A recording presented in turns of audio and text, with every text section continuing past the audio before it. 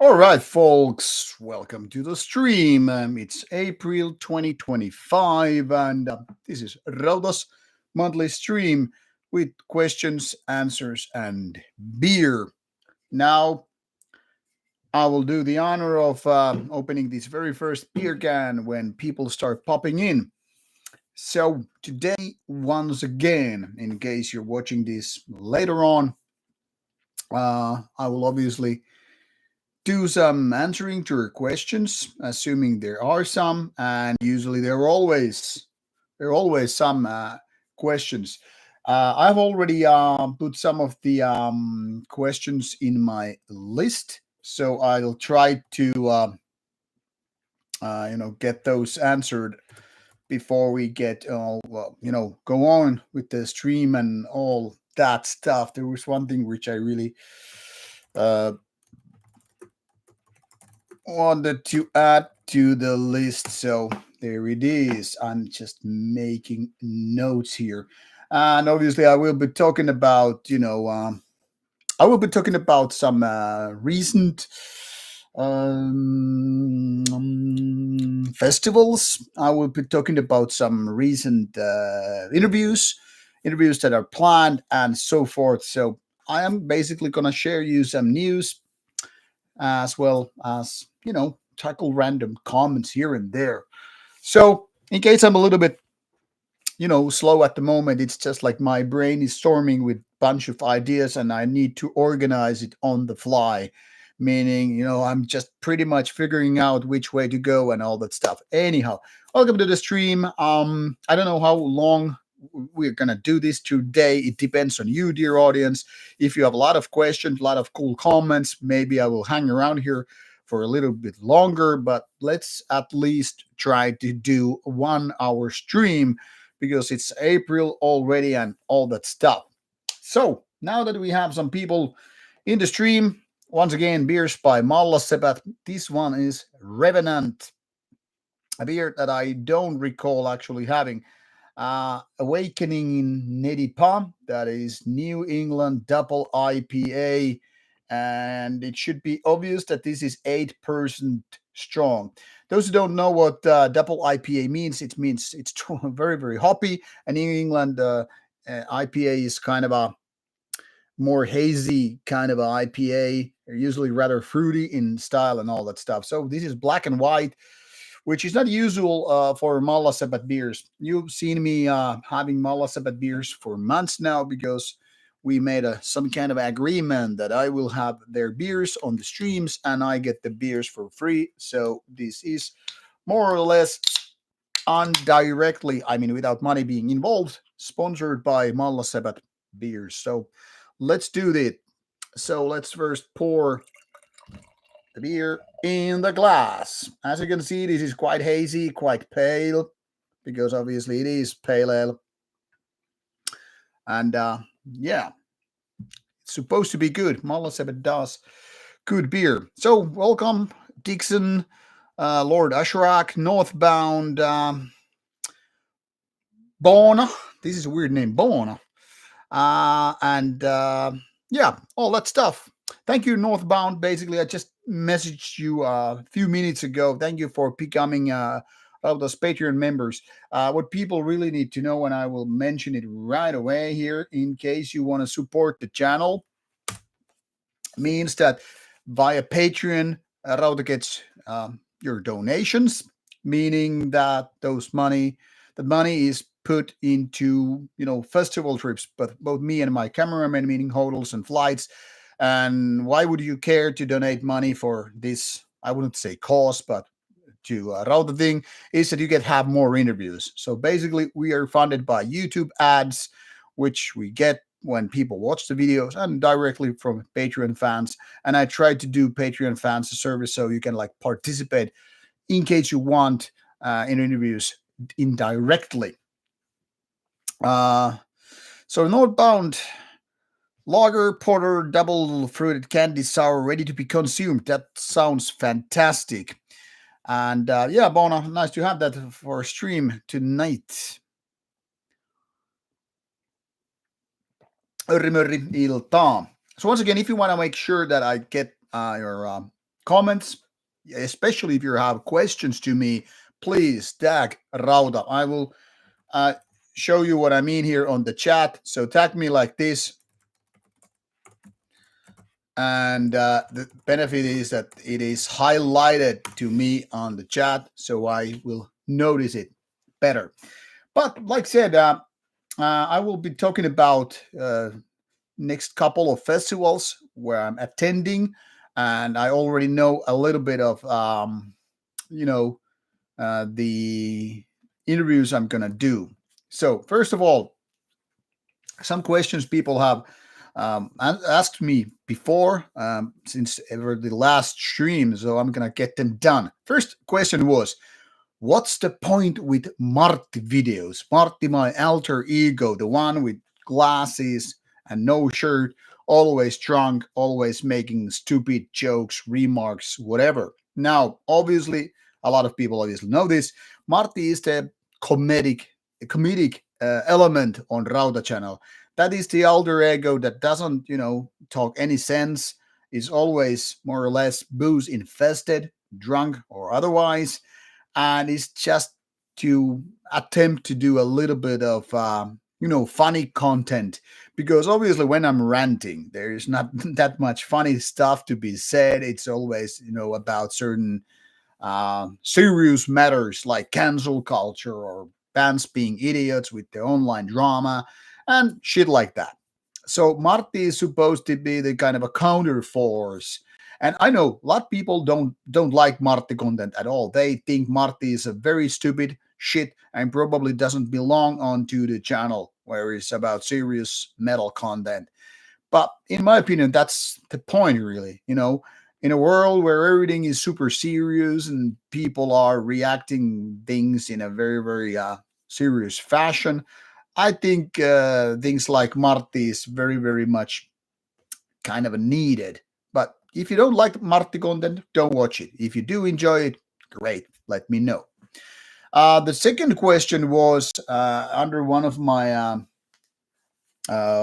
comments or reviews on Facebook, which is where I link, obviously, the Rauta content. The question was, as a reviewer, is it difficult to just enjoy music, or do you keep reviewing it in your head? Well, the thing here is, obviously, when I'm not doing reviews, I don't analyze the stuff that much when I'm doing the review. But basically, that's part of my mindset, how my mind is reacting to different things. It can be as much of I see a good looking lady and I'm thinking, is she a 8 or 9? Yeah, I get it. It's objectifying things, but that's how my mind works. If I hear a song, I'm instantly thinking, how good of a song is it? Like really good, or is it just okay, or is it bad, or whatever? But obviously, reviewing music doesn't stop me enjoying the music. It's more just like figuring out how much I actually like the song or album or band in general. Well, you can say band in general, because I mean, some bands do really great stuff and not so great stuff. Dark Throne being a prime example of a band that, in my opinion, has like near perfect albums, like the 10 out of 10 ones, but also a band that has something like 5 out of 10 ones. So it's a very, very imbalanced band in the same fashion. Same as Burzum. At best, it's really great stuff, like among the best black metal ever. And then again, there are albums which are like, what the fuck, man? So yeah, enjoying album as a reviewer is obviously no brainer. I wouldn't review music at all if I wasn't enjoying it. But yeah, I also make these, mental notes in my head, like, is it gonna be really great, or is it just great, or maybe some good, decent, whatever. So it doesn't stop anything. It's just me, my mind organizing these things, rating these things kind of subconsciously. And I think a lot of us do that, even if you don't write or do video reviews, because human mind tends to put things in different, boxes, compartments, if you will, meaning that you like realize like you like certain food more than the other. Maybe you like hamburgers over pizzas, or maybe you prefer sushi, or I don't know, Mexican food, whatever. So we have our favorite bands. I mean, if people didn't kind of review things in their head, they would be unable to say their favorite movies, favorite books, favorite bands, favorite video games, or whatever. So yes, we tend to organize things. We tend to rank things. Maybe not super detailed, but yeah, we do. We say that this is our favorite kind of beer. This beer is just okay. So there you have it, the ranking, but doesn't stop you enjoying things, or at least in my opinion. Now, the third one of these questions was about thoughts about Archgoat getting booked at Steelfest 2025 when there was no Archgoat doing Steelfest for a few years now. Now, to me, or anyone who saw the interview with Archgoat last fall, when I did interview Archgoat for the second time in Helsinki last September. Now, it shouldn't come as a surprise that Archcode is coming back to Steelfest. Now, personally, I kind of knew they would do that, but I wasn't expecting that to happen before 2026. First of all, by the time the bands were pretty much booked, and secondly, things take time. But since there were a couple of uncertainties in terms of Steelfest lineup, it didn't really surprise me that Archcode is actually one of the bands that were replacing certain other bands which couldn't make it. And don't ask me which bands didn't get booked with the first attempt or wave or whatever, because I don't know. And even if I did, I couldn't tell you because that's classified information. Fourth one isn't so much of a question. It's more like, let's celebrate that Rauta is finally over 200 interviews. This across the span of less than 8 years. I mean, Rauta is going to be 8 years this year, 25, around Steelfest, because that Steelfest we did our first interviews back in the days. So we consider, or I consider it, always the birthday of Rauta channel. So finally, 200 interviews, 200 plus. The official number, I really don't know. And said that 200 plus interviews means also the ones that are not band interviews. If we only limit it to band interviews, we're still somewhere 190, 193, give or take. So what are these other interviews which are not band interviews? Well, there first, for example, the ones that were the Jesus crew at Turku Saatanalle 2018 took place, and I was interviewing these Jesus people. Also, it includes some of the organizer interviews, like people organizing, Turku Saatanalle Fest, because we have done it a couple of times. So the 200 plus interviews includes more than just band interviews, but still about 192 or so are band interviews. So I think a milestone has been reached. So thank you for people making it possible, but because without your help, a lot of these interviews couldn't have happened. I mean, it's one thing to go Steelfest and me getting there's not much cost to go to Steelfest. So early on, we did only the domestic ones, Turku Saatanalle, my home city, and Steelfest in Hyvinkää. So these were possible to do without any money put into the Rauta work. But you guys really made it possible that we could go to, say, Inferno Fest in Oslo, Norway, or later on Midgårdsblot in Norway, Beyond the Gates in Norway, and a lot of these non-Finnish festivals. And so thank you people watching the content, meaning that YouTube finally started after a couple of initial years putting a little bit money through the ads, which then again made funding possible. And of course, a big thank you to the Patreon fans who at first especially made even bigger impact on doing the trips, because without Patreon support we wouldn't have the money to travel outside Finland, and as such there would be less interviews. So it's a big thank you to the active follower or fan base, whatever you want to call you, but subscribers, people who watch the channel. You contribute by watching ads or being YouTube premium users. You made it possible that we got this 200 interview milestone by now. So big thank to you. Cheers. Salud. Kippis. Now, this brings me to the next topic, but now I will first read some of the comments you have been writing meanwhile I was going through these questions outside the stream. First of all, Brian Mons, hello and welcome to the stream. And you have already have 8 beers. Yes, you have to have more beers for the sake of stream. You're totally right about it. Sadistik Väinämöinen, moro moro. And you are gonna go to see Tauski in a bar. I'm gonna be a short stream for you. Well, I understand totally, of course, live music before streams. So give it a go and have a good night at the venue. Silver Snake is asking an interesting question. Do I think mankind represents something in this universe? Not really. I think mankind is just one species in this universe, and while we are unique, I mean, all the species are one way or another unique. We are just still as meaningless or important for that matter as, animals, any other animals, that is, crows, ants, sharks, turtles, platypus.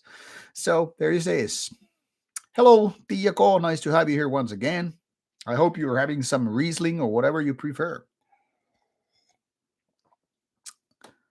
Perola is asking, you think that music already reached the maximum of extremism, or do you think there's more extreme styles may still appear? It's really hard to say because, first of all, defining what is extreme in terms of music is really, really up to the given person. I mean, back in the days, obviously, when heavy metal was like founded, a new style starts to emerge. Obviously, thrash was a lot heavier and more aggressive and faster and technical than your typical heavy metal. So, calling it extreme metal is very, very true and on point. Now, then you would say death metal and black metal, which kind of emerged after thrash metal. You could say they took it to the new dimension, new level, this extreme metal. And you could say a lot of death metal bands, for instance, are heavier and more brutal than thrash metal. So yeah, kinda. Also, black metal took it to a different level with rawness, grim sound, gaining more necro sound, and all that stuff. So we could say, yeah, they made once again to the more extreme level. Then again, black metal also has those atmospheric black metal bands or symphonic black metal bands, which I don't think are more extreme, but less extreme than, say, a lot of thrash metal bands. So if I compare, say, Slayer, do a lot of atmospheric black metal bands that came after Burzum, I would say they are less extreme than Slayer. So in a way, not that much has really changed past 30 years. I think a lot of extreme metal peaked already in the 90s, maybe even 80s. But if we include early, second wave black metal bands, more than 30 years now, I would say that's pretty much where it peaked. Obviously, some slam brutal death metal bands have kind of pushed the barricade, the pushing the envelope to even further. I mean, especially the more technical bands, which are technical and heavy and brutal at the same time. Thinking of bands like Origin or Archspire, for that matter, I could say, yeah, they're even further. But even those bands, I mean, Origin started doing their music already in the late 90s, having Angel Corpse drummer and all. So can we really say that nothing has changed in past 25 years that much? And I kind of bound to say not really.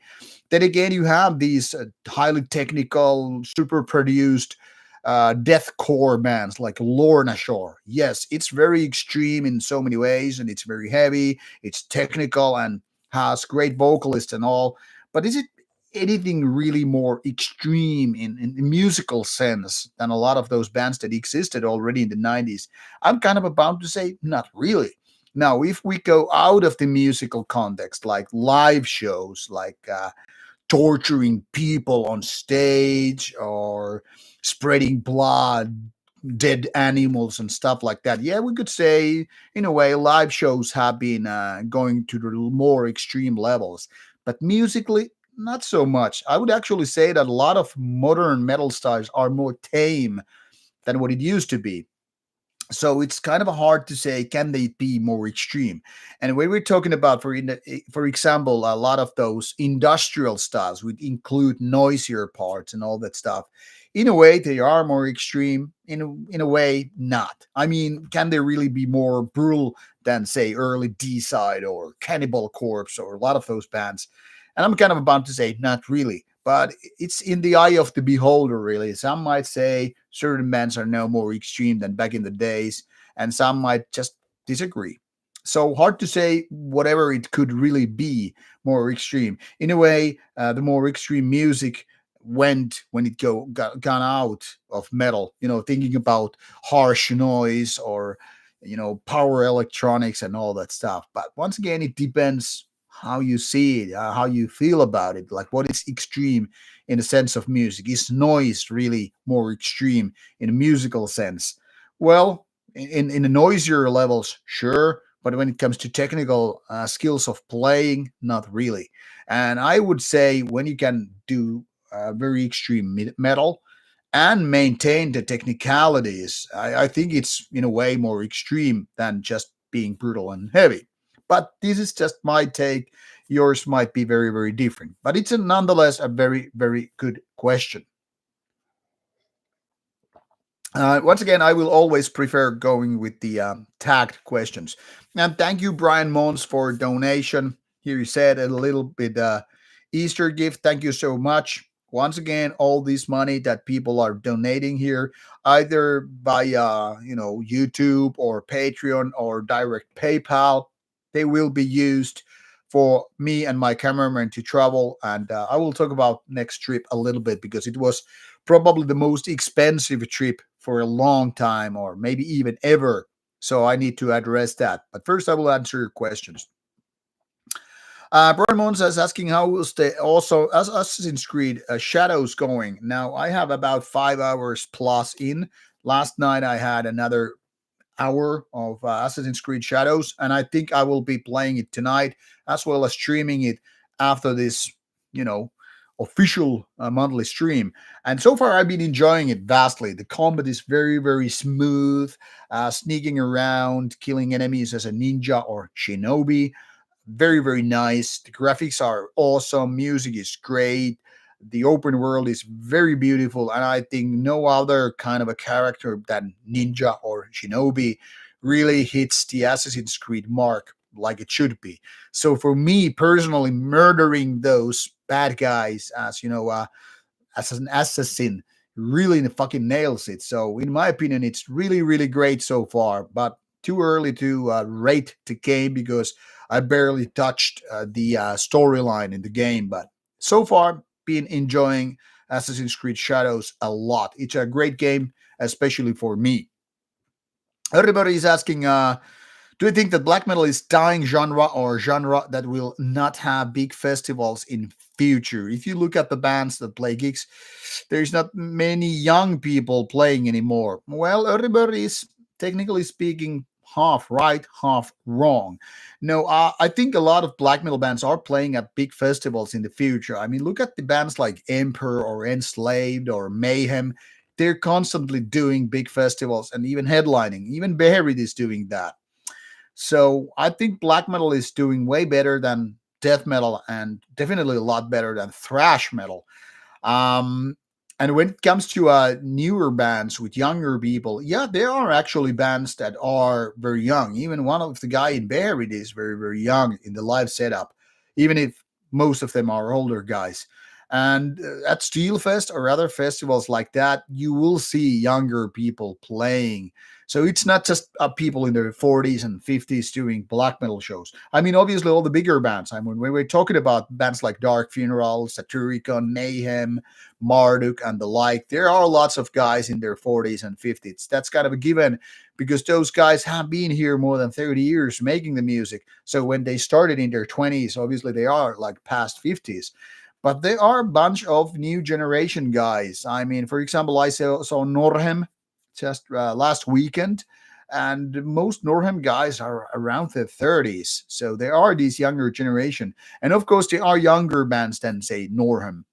So there are guys in their teenage years or early 20s doing black metal. It's just harder for them to make the mark and become big, because it's not easy to become big in terms of black metal or death metal for that matter. But I think there are lots of black metal bands, and quite big festivals have black metal bands, even if there are no sketchy ones, which some bigger festivals like no.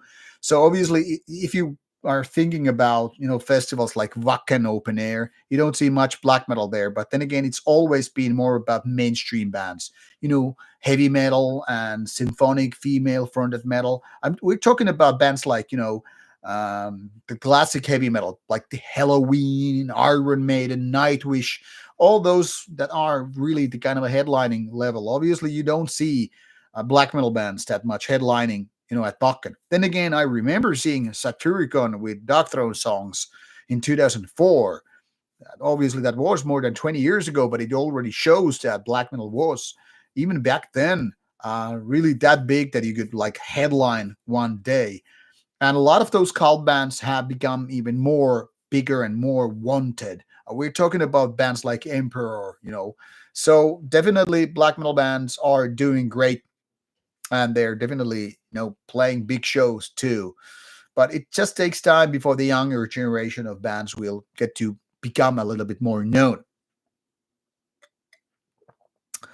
And thank you, Never More Rules, for your donation as well. Thank you so much.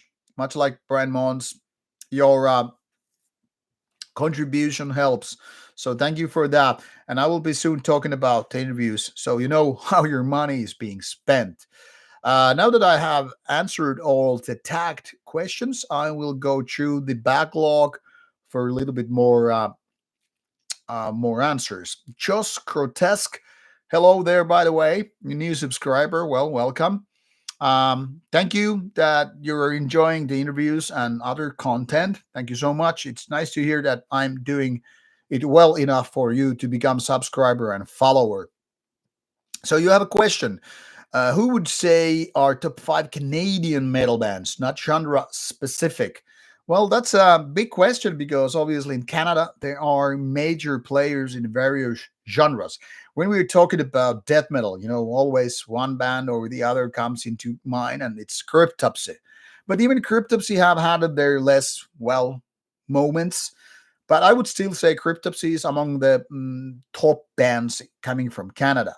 For me, however, the most important Canadian bands are not the likes of Voivod, important in their own genre, but never was my favorite. So I would say there are lots of black metal bands coming from Canada. Bands like Deletier, Fortress, Frozen Shadows. One band is in my mind and it's escaping me. Desire. I've been always fan of Desire since ever I heard it more than 20 years ago.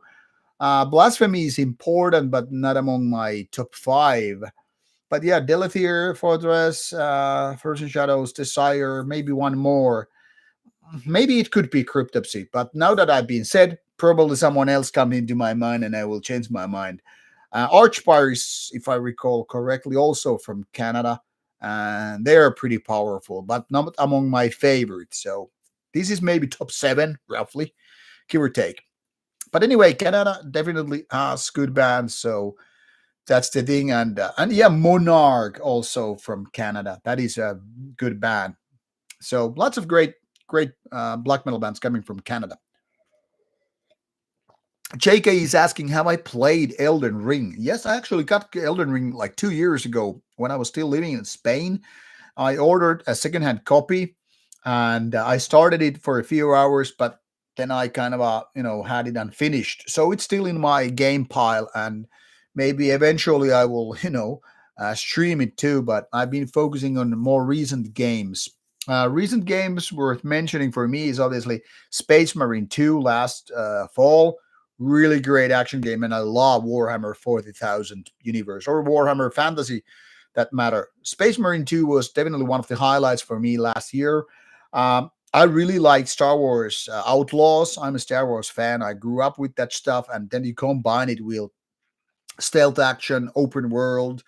I mean, like the Ubisoft kind of gaming. I think there are lots of haters who don't like Ubisoft gaming, but for me, games like Assassin's Creed franchise or Far Cry, I love it. And when Star Wars is combined with those elements, it was really, really doing the trick for me. So Space Marine 2, Star Wars Outlaws, Hogwarts Legacy was something that I finished also last year. And I'm not even a Harry Potter fan, but I mean, those movies are entertaining. But I did enjoy, playing the game. So that was it. But lately, Assassin's Creed Shadows has been my favorite game for past couple of years. So there's that. But I think one game will top everything from past few years, and that's gonna be GTA 6 when it comes out. I mean, GTA games have always been among my all-time favorites. So there is that. Let's move on with questions. Oh, by the way, now I noticed Brian Mon's last comment. Sorry, I didn't have any chocolate. That doesn't matter. Chocolate is good though. Silver Snake is asking, how do I think all life forms on Earth appeared? Well, what I've been reading is that it's likely that we get some, small microbes or whatever they're called from, space. Some kind of a comets or whatever crashed on Earth, and there's likely some kind of a biological matters that over time evolved. But since I'm no expert in science, it's for me hard to say. But technically speaking, since all the ingredients on Earth are from one way or another coming from space, it is very, very likely that in a bigger scope of things, things just happen out of space, and it all originate from the big boom, big bang. And where does the primordial energy that generated all existing life come from? Well, like I said, the best to our best understanding when it comes to science is that the big bang, which started the whole universe, or the universe we know, that kind of paved the way. But it's one of those everlasting questions, like, where did life come from? Some are gonna say, yeah, it came from God or gods. But then again, also the same question applies, where do God or gods come from? And for me, there is no proof of God or gods, so that's like bullshit statement in my opinion. You really could make the same. So what about Big Bang? And, if you can't explain it, how it's true? I don't. But then again, none of us really know how things got started. That is one of the biggest mysteries in life. But I am more a science-leaning person than any of people of faith. So personally, I don't believe any of gods exist. So there's that. All right, going further into questions, Tia tagged me to give her 10 cents. Wow, that's a big amount of money. Tia mentioned these genres are going in cycles. Like a few years ago, there was a bit of revival of doom and thrash, and now death metal seems to be gaining popularity. That's true. There are lots of old school death metal revival acts, bands that kind of want to sound like 80s or early 90s, never went out of fashion. And while I don't have a problem with that when the music is good, I do have a problem when the music is not good. When there are bands which are trying to copy a lot of ideas but don't know how to write them songs, I mean, that's wasted cause. But there are good bands, like, say, the recent Swedish band Leak, which now has a new album coming out this spring. They are doing old school Swedish death metal sound and feel the way I fucking love. I, by the way, made already a reaction video to their latest single, which is coming, in 2 weeks. So I've been adding those reaction videos lately. But the new Leak album is much like the previous one, really cool old school stuff. But yeah, there were lots of revival doom acts, but not, unfortunately, too many thrash acts. To me, it sounds like a lot of band people, a lot of musicians don't really know how to write thrash riffs, and even if they do, they're not skilled enough with the guitar. So it's easier to be like me, play slobby black metal riffs rather than become technical and skilled with the guitar, and then nail those thrashier parts. Then going back to the back scroll, in case you have asked me something and I have missed it, apologies. Please tag me when you want to make sure that I read your comment. Aske is here saying like he liked my Assassin's Creed streams. Thank you. Yeah, there are, Aske, good news is there are more reaction videos in the pipeline. Recently, last week, there was this opening for reaction videos with the latest Behemoth single, and a lot of comments came in. Thank you for that. It's nice to see and hear that you people like them. I don't know why you like me reacting to videos, but I mean, they're kind of a fun to do, and they're easy to do. Next week, there will be Benediction single coming out, or music video reaction, and after that there is Leak one, and later on I will have a couple of already added to my video list. So once again, people, you can suggest me react to this, react to that. It can be old or new, doesn't matter, but maybe the focus is on with the newer content, but it can be really old. I don't care, it's fun to react to old videos as well. What else? Yeah, Nevermore Rules was also asking me about thoughts of the new AC game. I really loved it. I guess I already answered enough of that, but I'm more than happy to talk about Assassin's Creed Shadows later on. Gregor Jednug is asking, do I know anything about the invitation-only event during the Steelfest 2024 gathering? Well, the gathering is an invite-only event that takes place in September, but the invites only go to those who have been at Steelfest. I don't know if it requires more than once, but a lot of people who have been at Steelfest previously have gotten invites. Recently, we discussed this on Rauta Discord. Like someone was saying, like, why didn't I get the invitation? I've been to Steelfest. And I'm like, I don't know. Then this person went through his or her own email and figured out, oh, the invitation is right there. Now, personally, I can tell this much. I'm not sure if I'm going to attend gathering. Most likely I will. I haven't yet booked my hotel because I don't want to book a hotel for myself. I want to have a roommate. Yeah, because it's quite expensive to take, double room just for myself. So while I don't have someone to share the room at the moment, I don't know if I'm going, but planning to. And the second thing is there are some cool bands that are going to play. Some people already know it because they've seen some screen captures which bands are going to play. But yeah, gathering is invitation only, and if you didn't get invite, it's not likely that you will get an invite. But there are some few dozen slots available as far as I know.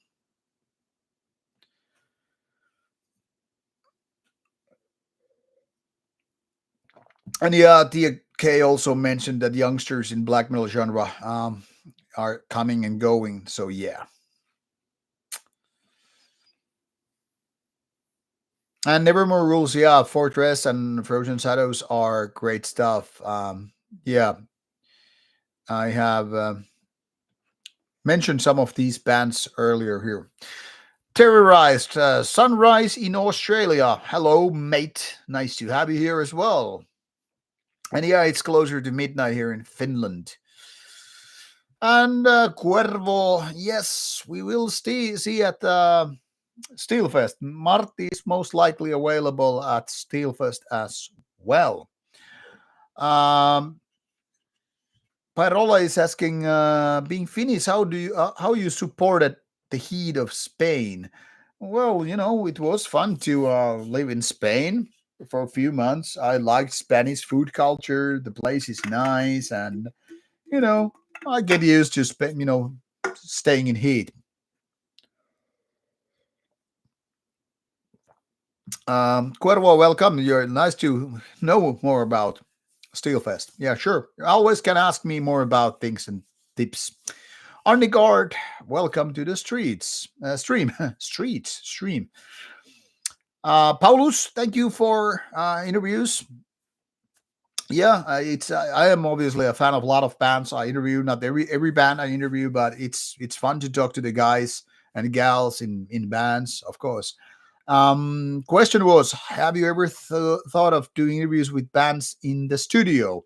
Well, yes, but it's harder to organize. First of all, you know, going to a studio, which is of course very costly thing. Organizing such a trip, it is not an easy task. First of all, not most bands want to be interrupted in a studio unless they own the studio. Secondly, they are scattered all around the country in Finland. And what about the outside Finland? Well, then it costs money. And as you can figure out, it's not very cost efficient for me to say travel to Sweden to a studio to interview one band, what I versus what I can do at festivals. So while it would be nice to interview a band in a studio setting, it's not very easy to do that because Rauta is not really making much money.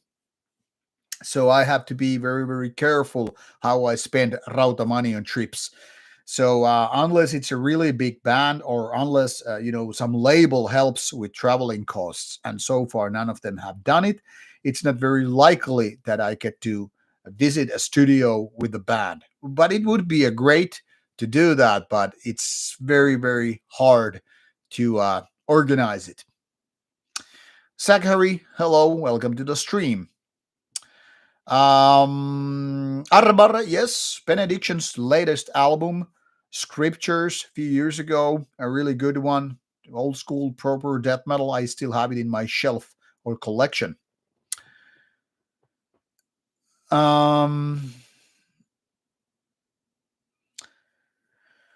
What else? Masloth, welcome. How are you doing?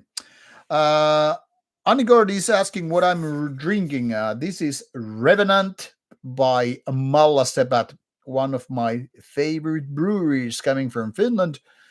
This is their Revenant brewing project kind of a thing. And this is, I think I showed it early on in the stream, Awakening Nedipa. That is New England Double IPA or New England Double India Pale Ale. So India Pale Ale with double hoppiness and New England IPA means it's kind of hazy.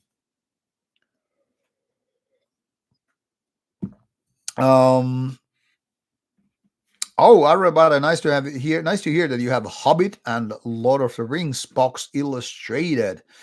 Very nice. Hello, Marcus. Nice to have you here. Cuervo, first of all, my name is Jerry, and Marty is the guy without no shirt, but glasses on. Just my alter ego. Jerry is my real name. Marty is the other character. So my opinion about woke scum pulverizer. To be honest, that name sounds like a joke to me. I have never heard it, so I can't comment. But I mean, imagine naming a band after some current era, like naming a band after woke stuff. It is like, come on, it's like it makes you sound like a fucking joke. It's almost like you would name your band something that is a currently going on phenomenon maybe. I don't think it makes sense. But most war black bands are kind of a poor man's death metal, poor man's black metal. But I don't know this band beyond the name, so no opinion.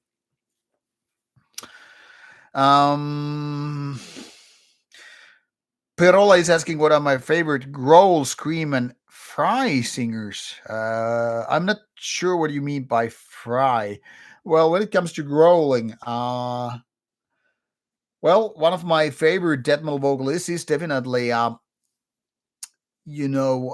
Cannibal Corpse's Fisher, Corpse Grinder, that is. He has so powerful sound on stage and on albums.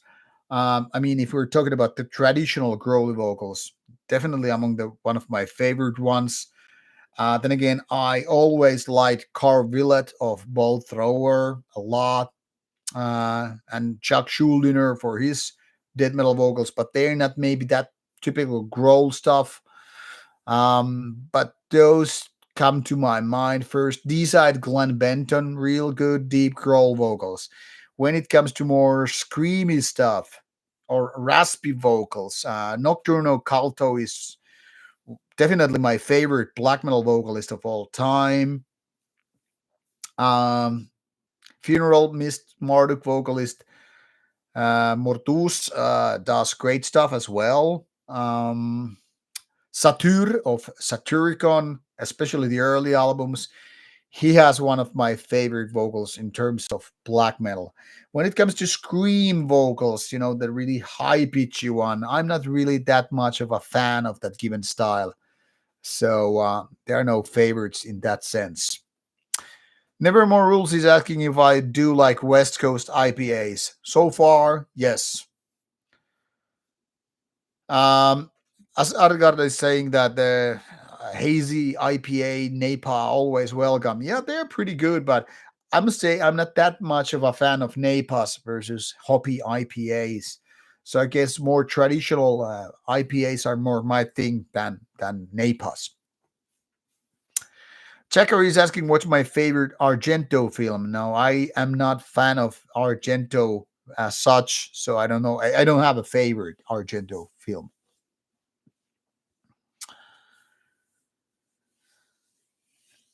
Arbar, I agree with you about the name. Like they sound like neck beard death camps, so it doesn't sound like a real honest band. I mean, all these joke bands like Dimbongir and all that stuff, they mostly suck. There's like one exception which doesn't suck, even if it sounds like a joke band, and that is Cannabis Corpse, because that is what municipal waste guys decided to do, talking about weed, smoking weed, and doing Cannibal Corpse kind of stuff, and they do it well. But most bands, I mean, blah.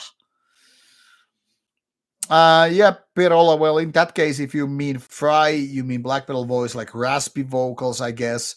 Well, Nocturno, Caldo, and Satyr are my favorite ones. And of course, Bathory, Gwarthon's voice, so great.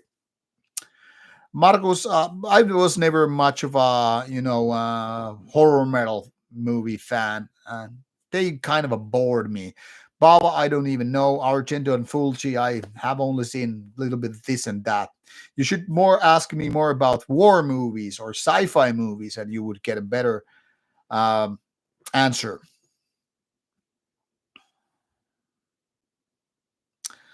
Yeah, Shamata is also very, very good.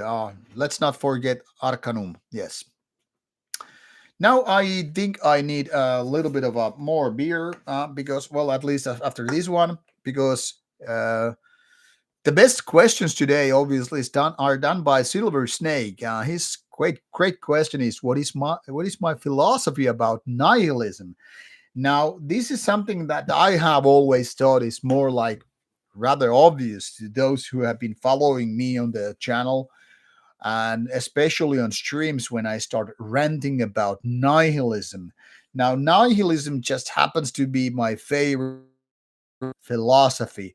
And the reason is this: I don't think things matter at all. There is no meaning to life except what we give it to.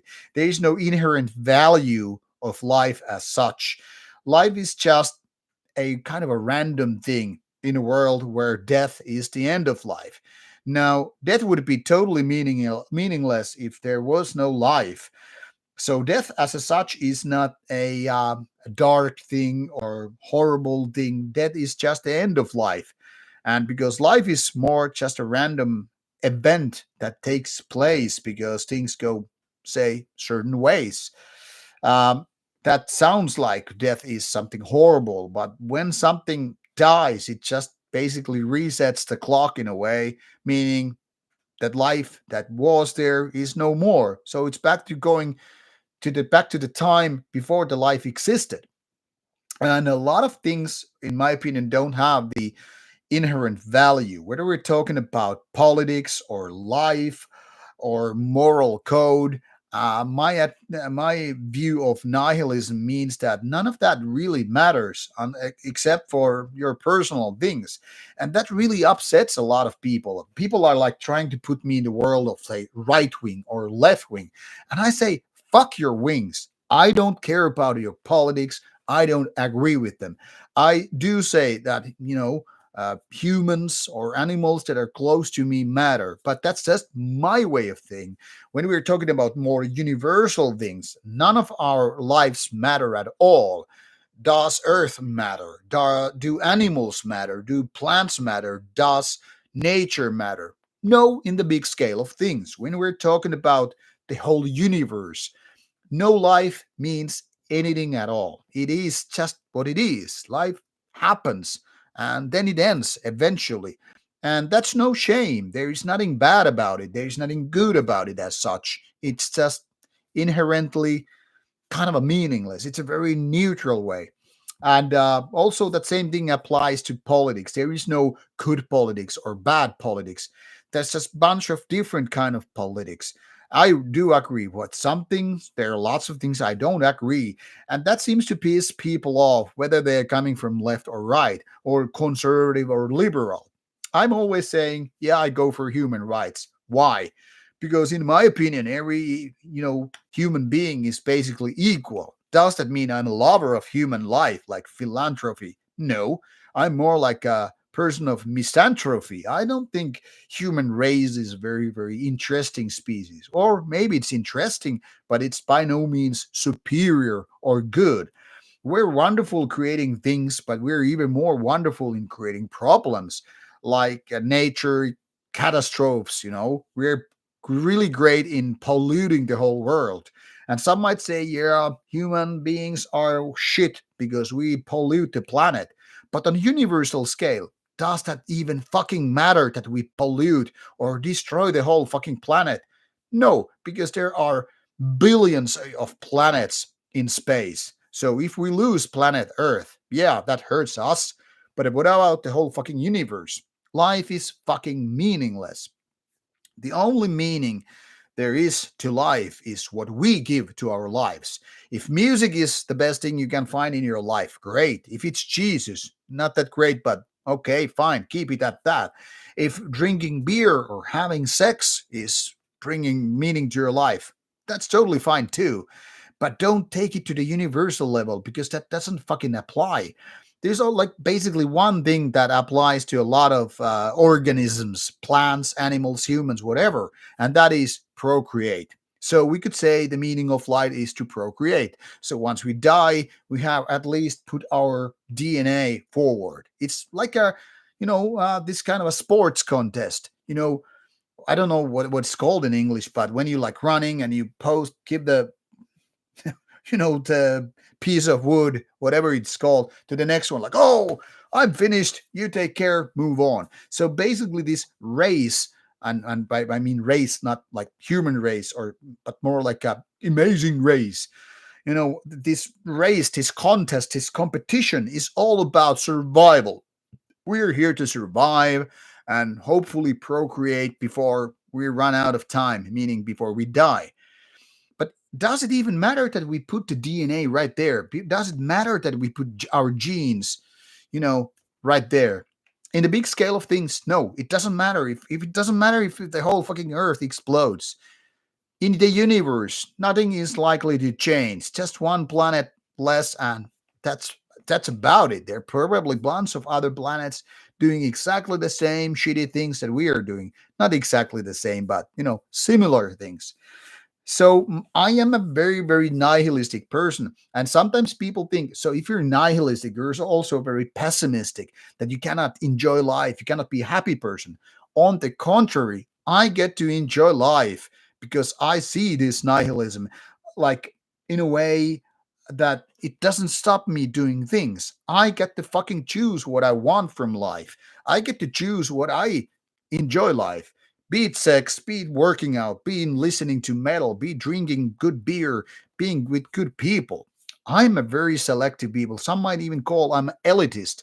Elitist in the sense that I only prefer good games, good movies, good friends, good bands, good drinks, good food, and all that stuff. And I say no to mediocrity, say double no to shit things. But in the end, does any of that matter? No. It only matters to me and to me only if I happen to like something. So, yeah, I'm a very nihilistic person, and in my opinion, it makes me happy one.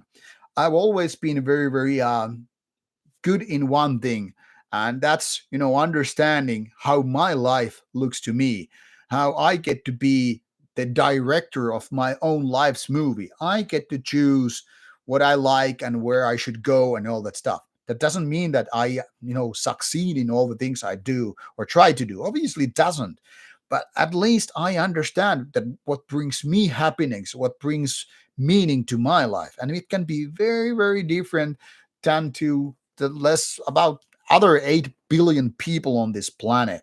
So for me, it brings a lot of happiness doing so science or music or doing earthly things like powerlifting. And I am a big and enjoyer of philosophy. One thing that actually brings enjoyment to my so-called intellectual life is debating philosophy. And then what I really like in philosophy is that you can totally disagree with someone without it turning into a fight.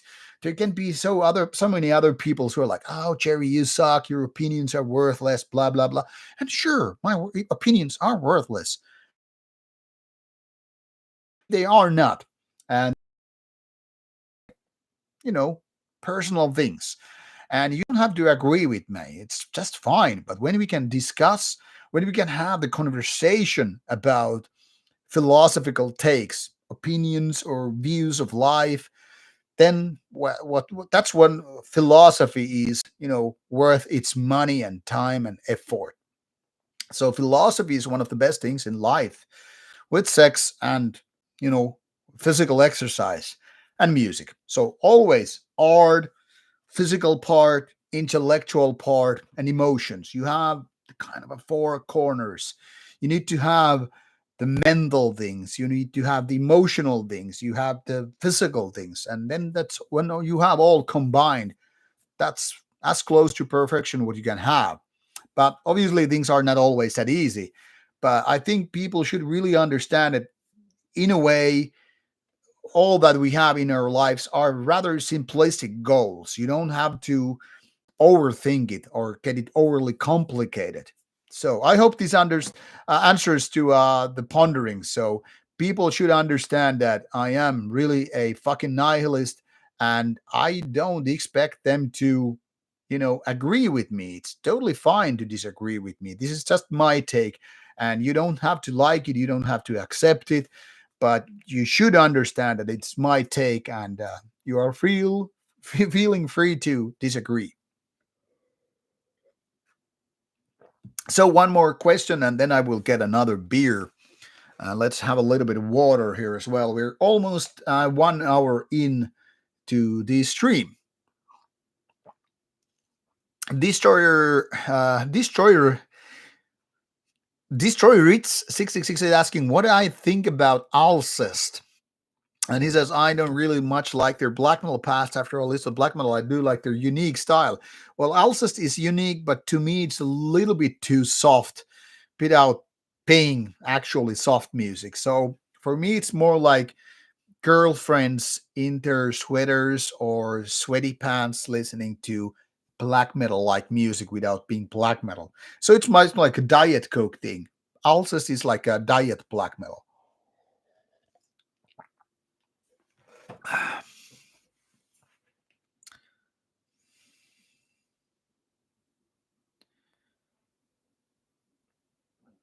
Yeah, Nevermore Rules. I agree what you said about Dimmu Bonger missing the boat on We Theme Metal by a few decades. That's very, very true.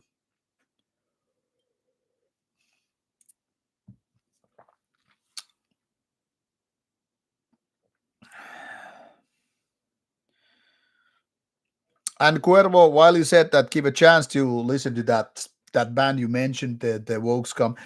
Maybe I would if I wasn't so busy with bunch of bands already in my list. Now, outside the reviews which I do are which are done with physical copies. Most of my music listening time goes to now doing the band discographies for my Finnish black metal series from the 90s. So I'm very, very busy with that. But once I'm done with that and those retrospective videos for the bands I've interviewed, maybe then I will start catching up with a bunch of those names. But yeah, not really happening this year. So I'm definitely focusing on doing retrospective videos of bands I have interviewed so far. It's nice to focus on those bands I interviewed. So doing retrospective videos to kind of introduce them in more detail after doing the interviews is gonna be important and fun to me.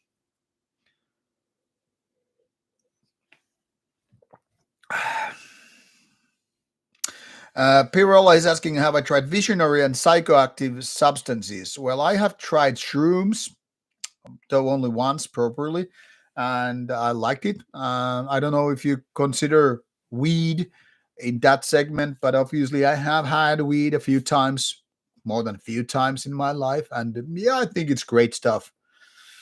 But it's hard to combine them with going festivals and all that versus alcohol like beer.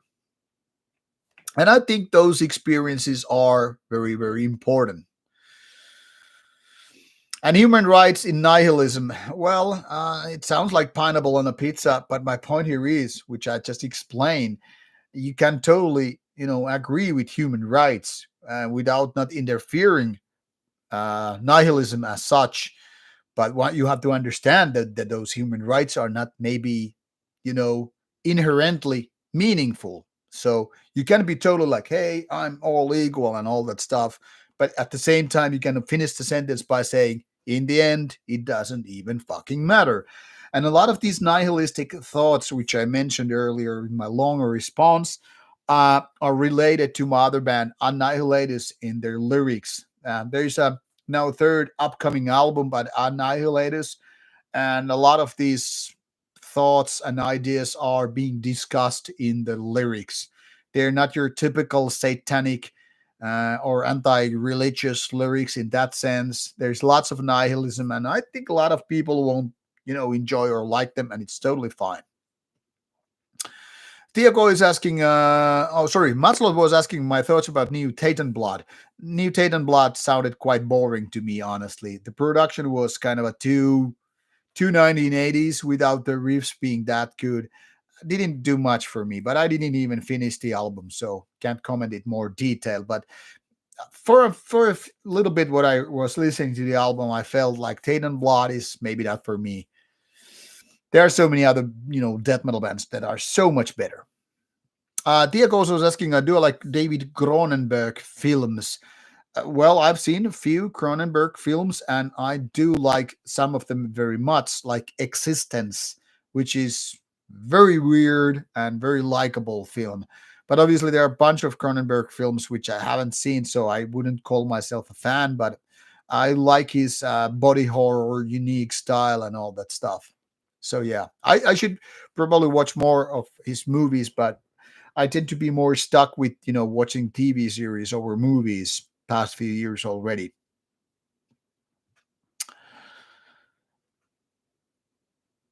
Yeah, Marcos 616 asking, answering that psychoactive substance being seem to do wonders for those of dull mind. I really, really agree. And yeah, Nevermore rules. I totally agree that life is too short to consume slop. Yeah, we should focus on good stuff. So I always say, kind of advocate that we should embrace elitism. And elitism should not be seen as some kind of a negativity. It's more like, why would you spend your time with mediocrity when you can spend your time with quality? This applies to this stream as well. I'm always questioning people who are spending their time with me on the stream. Like, why don't you watch a good movie instead? Join me for stream. Why don't you play a good video game? Why don't you read a good book instead of watching a stream?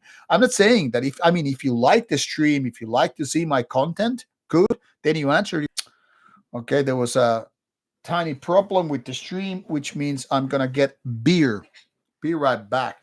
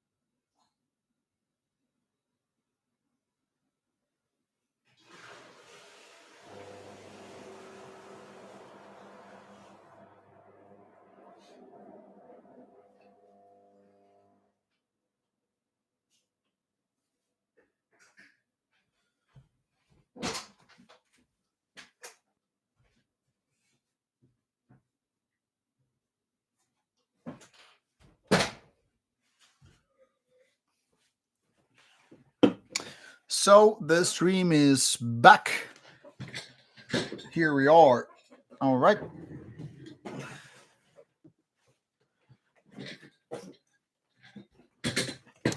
Here we are back to the stream. It seems like there was a little bit of a technical problem. All right. Done with the first beer after 1 hour 6 minutes. I'm such a slow drinker. All right, the next beer, and then I will answer your questions. This time we have a Mallassepät double banger. This is Simcoe Motueka, spiced, or should we say hopped, Nedipa.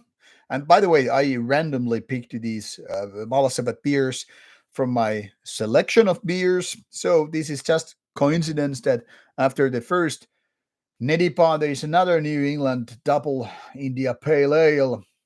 And here it even mentions the EBU number, International Bitterness Unit, saying this is 60, which means it's quite hoppy. And here it is, New England Double IPA that delivers twice the intensity in every sip. This Nedipa features a harmonious blend of Simcoe and Motueka hops, offering a burst of tropical fruit flavors with a touch of pine and earthiness. And here you have condensed barley, oats, wet. And here it is, finally, Mallassepät coming from Naantali, nearby city, Finland.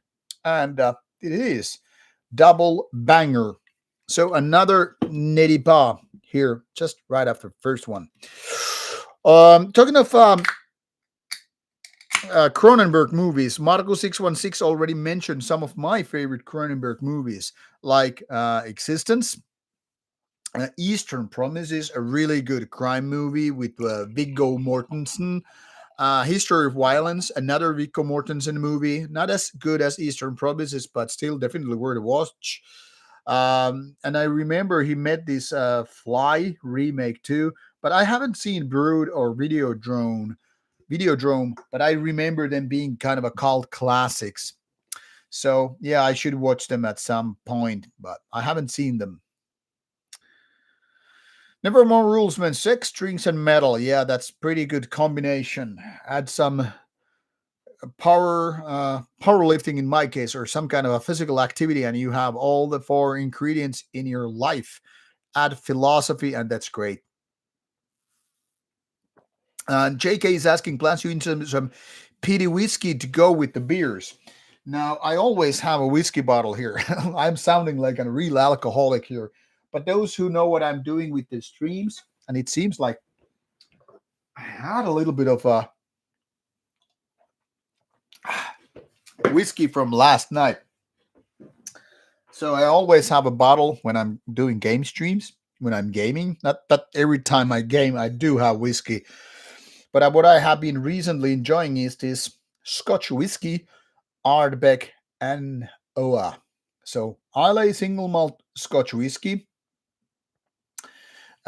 This is on the stronger side of thing, 46 or so. And Ardbeg is one of my go-to favorites with Lafroig and other ones. Coming from the Isle of what I was saying, Isle of Islay. But yeah, I do enjoy whiskey, but now it's time to do some beers because these are, sponsored by Mallassepät. Lucas, Moikka, still waiting for some new workout videos. Time to blast some deadlifts and squats. I've been actually adding some random, squat and deadlift and whatnot videos on my Instagram and threads. And I'm planning to do some kind of a compilation when I have the time and will from my phone to put those clips together and explain a little bit what I've been doing past few months in terms of workout, powerlifting. I will do it at some point, don't know when.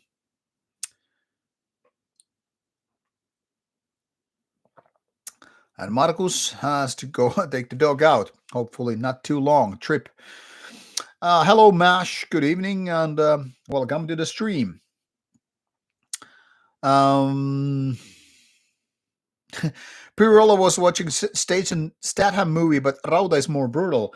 Now I take it a serious compliment if I can beat Jason Statham in I don't know, interest or ways to lure you in. I'll take that as a big compliment. Thank you so much. And greetings, metalheads. It's Alex, and welcome to the stream. Oh yeah, Adegard is asking what I think about this New England double IPA. Much like the previous ones, the Revenant, I was enjoying.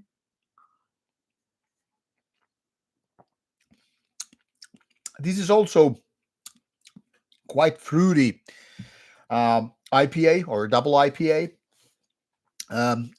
with the kind of a citrus-like thing going on, and I think it's because of that Simcoe.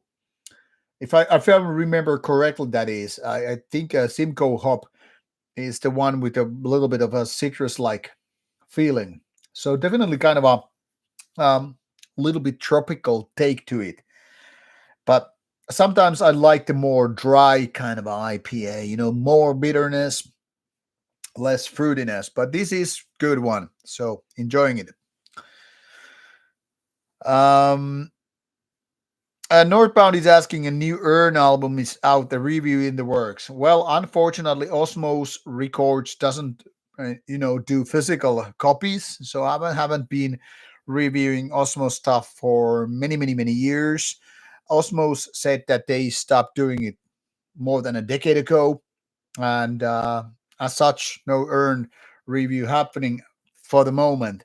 The new album, I gave it a go with the digital promo already maybe a couple of months ago, and it sounded quite basic Earn, but not my favorite kind of black metal. So I'm not gonna cry if that physical copy doesn't appear, but we'll see about it in case it appears. Aragard's boyfriend says that if you like peated whiskey, try Octomore. Yes, Octomore is a classic, so I think your boyfriend really knows what he's talking about.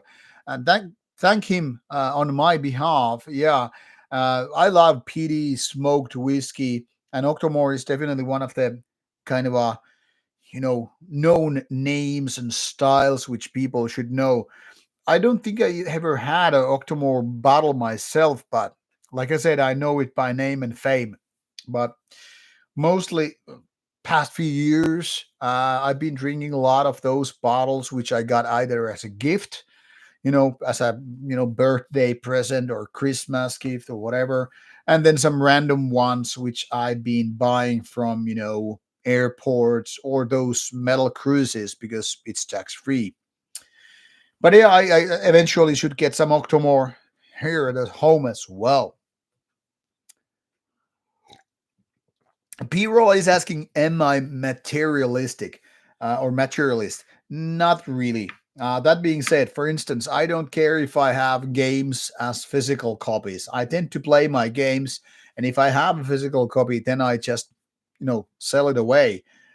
Do I really need physical copies of movies? Not really. I have some left because I've been really lazy to sell my DVDs and Blu-rays, and it's not like too many people even buy them. So I don't really need them. But when it comes to music, I like to have. Would you have behind me these CDs here and here, right behind me, the CD towers, because there are lots of CDs with music which isn't available on services like Spotify or even YouTube in some cases. So I like to have those good albums available to me because I really can't count it's available on digital streaming service one. So yeah, I need that. But when it comes to owning things, I don't really need that.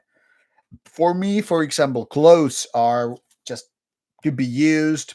They maybe express my mindset and what I'm fan of. I really could go on with just black clothing without any kind of logos. But let's be honest about it. I'm a sucker for being band fan as such. I like to show my appreciation to bands or video games. I do have quite a bit of video game shirts too. For instance, today I was wearing this long sleeve. I don't know if you know the game, but I haven't played it, but I have it. So this is, for example, Condemned 2 that already came on Xbox more than 10 years ago. So what it says on the back is Condemned 2. So yes, I'm a sucker for, certain fan products. And in that sense, you could say I'm a materialist, but in the end, clothes are like tools. You need them in order to do something. For example, I have a nice car, but that car is a tool for me. But I don't want to work with bad tools. That's also the reason why I have a good phone. Not It's not a very new one anymore because it's iPhone 11.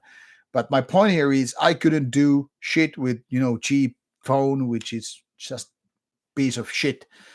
But as such, am I a materialist? Not really. I need the tools I can work with. Be like, for example, when doing things for Rauta, you know, microphones and shit, they are important in order to do my job well. But do I really need to own a lot of stuff? No, not really. As such, I don't have much jewelry. This is pretty much the only thing I have, this necklace, when it comes to, owning any kind of jewelry.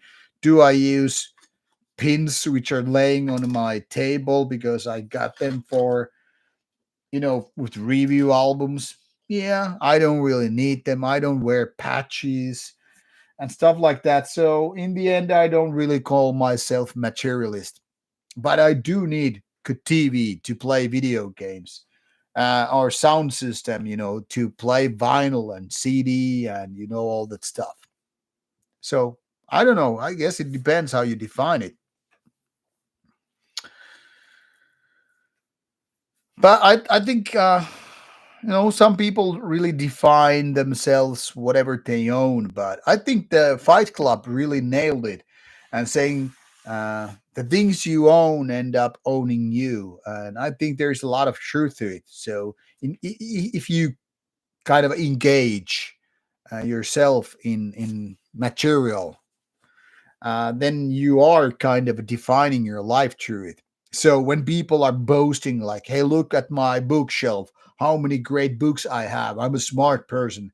I'm like, no, that doesn't make you a smart person just because you show what you have in yourself. What matters more is that what you get inside your head through the books. And it can be as well, games or movies or whatever. Doesn't have to be physical format. You can be a great thinker without having hundreds of books. There are some people who think that owning books kind of somehow automatically makes you a smarter. And I'm more like, if you don't ever talk about the books you own or the books you have read, what good they did for you. Reading books is good. Understanding what they say is better. Talking about what you understood is even better. So once again, owning books doesn't really tell much about people. But if they talk about the stuff, if they go through that stuff, then it matters more. And that applies to a lot of different art. It can be about music as well.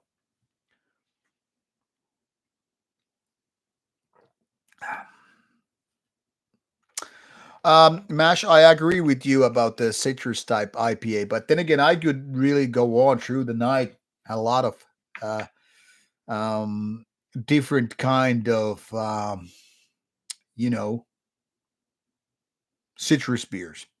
Nightside is asking me when will Nightside do a tour when somebody fucking makes it happen. I would be glad to do some kind of a Nightside tour, but honestly, I don't know how it would be, you know, possible, to be honest. So it's kind of a hard to see that, happening, to be honest. It's curious that Nightside joined YouTube this year. But yeah, a Nightside as a band could do a tour if people will make it happen. And yeah, stuff like Warlock here will never be digital because I know the Warlock here guy. I think he's old school like that. I don't think he wants things to be digital. Hello, Rotten Punks from AZ. Nice to have you here. Hello to Arizona. Masiak is asking. Dagon used to mention the Polish black metal scene is the strongest and the best nowadays. What is your point of view? Well, I wouldn't say any given country is the best or strongest because I think it depends what you like. Polish black metal scene has always been one of the better ones on earth, in my opinion. There are great bands, but also some not so great ones. Considering the size of Poland versus Finland, I would say Finland have better bands per capita, but that is not to say that in absolute numbers Poland is great. I mean, there are great bands like Graveland and Mgła, Terrestrial Hospice. Well, that's technically speaking half Norwegian, half Polish, and so forth. So yeah, there are great bands coming from Poland. Can really disagree with that. But being one country being better than the other in terms of scene, I don't know. It depends what you like. Silver Snake is once again nailing with the better questions. Do you think Satan can be a positive character, metaphorically speaking? What is Satan to you? I think Satan can be seen as a positive character. After all, he is the light bringer, the one that brings light and knowledge, and first and foremost, questions to Christian God. Now, if you're talking about Satan as a Christian creation, which is not, we can say it was the archetype that kind of questions what the boss was thinking. Like, eat the fucking apple, man. Give it a go. Can you dare to stand up to the boss man, the god, and, taste the apple? I mean, he gave you free will. Why the fuck not taste it? So, as such, I think Satan not only represents rebellion, but also the stand-up character. You're really questioning things, and in my opinion, basically in that part of the Bible, Satan really stole the show. He came in as a sidekick, but in essence he stole the show. He became the main character in a way. When we're talking about outside biblical references, as seeing Satan as the adversary, the opposer, yeah, I think Satan is the kind of a character, or more like the archetype, that we should see as the great challenger, someone who pokes you in the chest, like, hey, do you really think that whatever you decided just now is good thing? You ever considered that you should probably second guess whatever you were deciding, whatever you decided to do? Like, do you think staying in this job is the best you can do? Or do you think you really should divorce your wife just because you had an argument?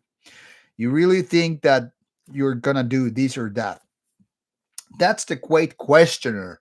That's the whole idea, that you are being questioned not only from outside but also from within. So for me, Satan is this great questioner, the light bringer, the one who comes in and kind of questions you and asks you those questions. And also, it is this rebellious force, because while sometimes it's really good to stay on the given path, and as such, it doesn't mean that we should rebel against everything. I mean, there is a good reason to question things. What do we have? Like we were talking about nihilism earlier today. So, for example, it might be a good idea as a teenager to question your parents. Do they call all the right shots? Do they have their mindset in right things and all that stuff? Sometimes they do. Sometimes do the boss man, the parents, whoever is actually right. But it's always a good idea to at least question that one. Same applies to the inner voice you have in your head. So, say you're unhappy with your given day job and you're feeling like, I should fucking quit. And then your other inner voice is, but is it really a good job? Just because a good idea to just quit your job, just because you're unhappy without the other options. I mean, maybe it is indeed a good idea to just quit your day job and do something else. But at least think about it. So challenge your ideas and then challenge them again. And sometimes you're right about with your gut feeling or the initial response what you get from your head. And in my opinion, the same thing goes with art. You're making, hey, this is fucking good riff, man. Okay, I'm playing this riff, and and then you should probably think, is it that good of a riff? Do you think that should be on the album? Because there are lots of albums with really mediocrity when it comes to riffs.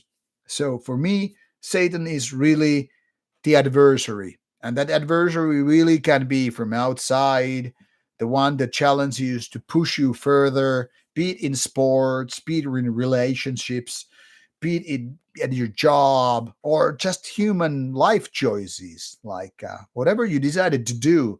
Sometimes you make the smart choices, sometimes you don't. And that's where you need this one asking, hey, are you making the right calls? Are you making the right shots?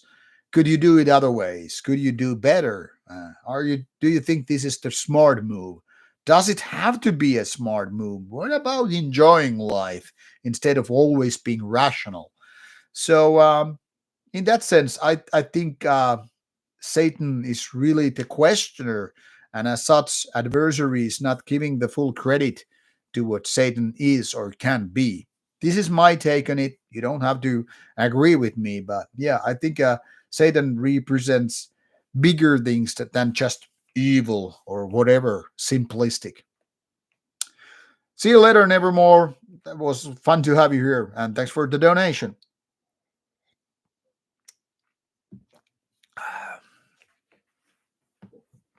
Yeah, Lucas, I totally agree that having wallpaper arts, you know, imitating bookshelves, that's bullshit. That's poser thing to do. I gotta say, Black Alder is not that bad of a band. Actually, they have some good things going on. So I wouldn't definitely call one of the worst bands in Poland. I don't like obviously everything they do, but yeah, what I've been saying is that Black Altar has some good stuff out there. Mash, I don't think Satan is a physical entity, nor it is a spiritual thing. It's more an archetype of an idea. Like I said, I'm not a person of religion. I'm not a person of spiritual world either. So for me, it's not like a demon or whatever. It's more of an idea. You could call it an inner voice, but then again, all these inner voices are essentially already existing in your head. So some might say it's one of your personalities in a way. But then again, that is also sounding somewhat misleading. So I would say it's that part of your thinking rather than a physical entity or spiritual being that needs to be heard. And you can see it so many ways. If that sounds confusing or complex, what I'm describing here is that you could understand or see your brain or mind as a bunch of some kind of a committee, a bunch of people inside your head having this chaos control. However, if you have ever seen some of those cartoon series, I think it was called like Once Upon a Time in Life or something like that.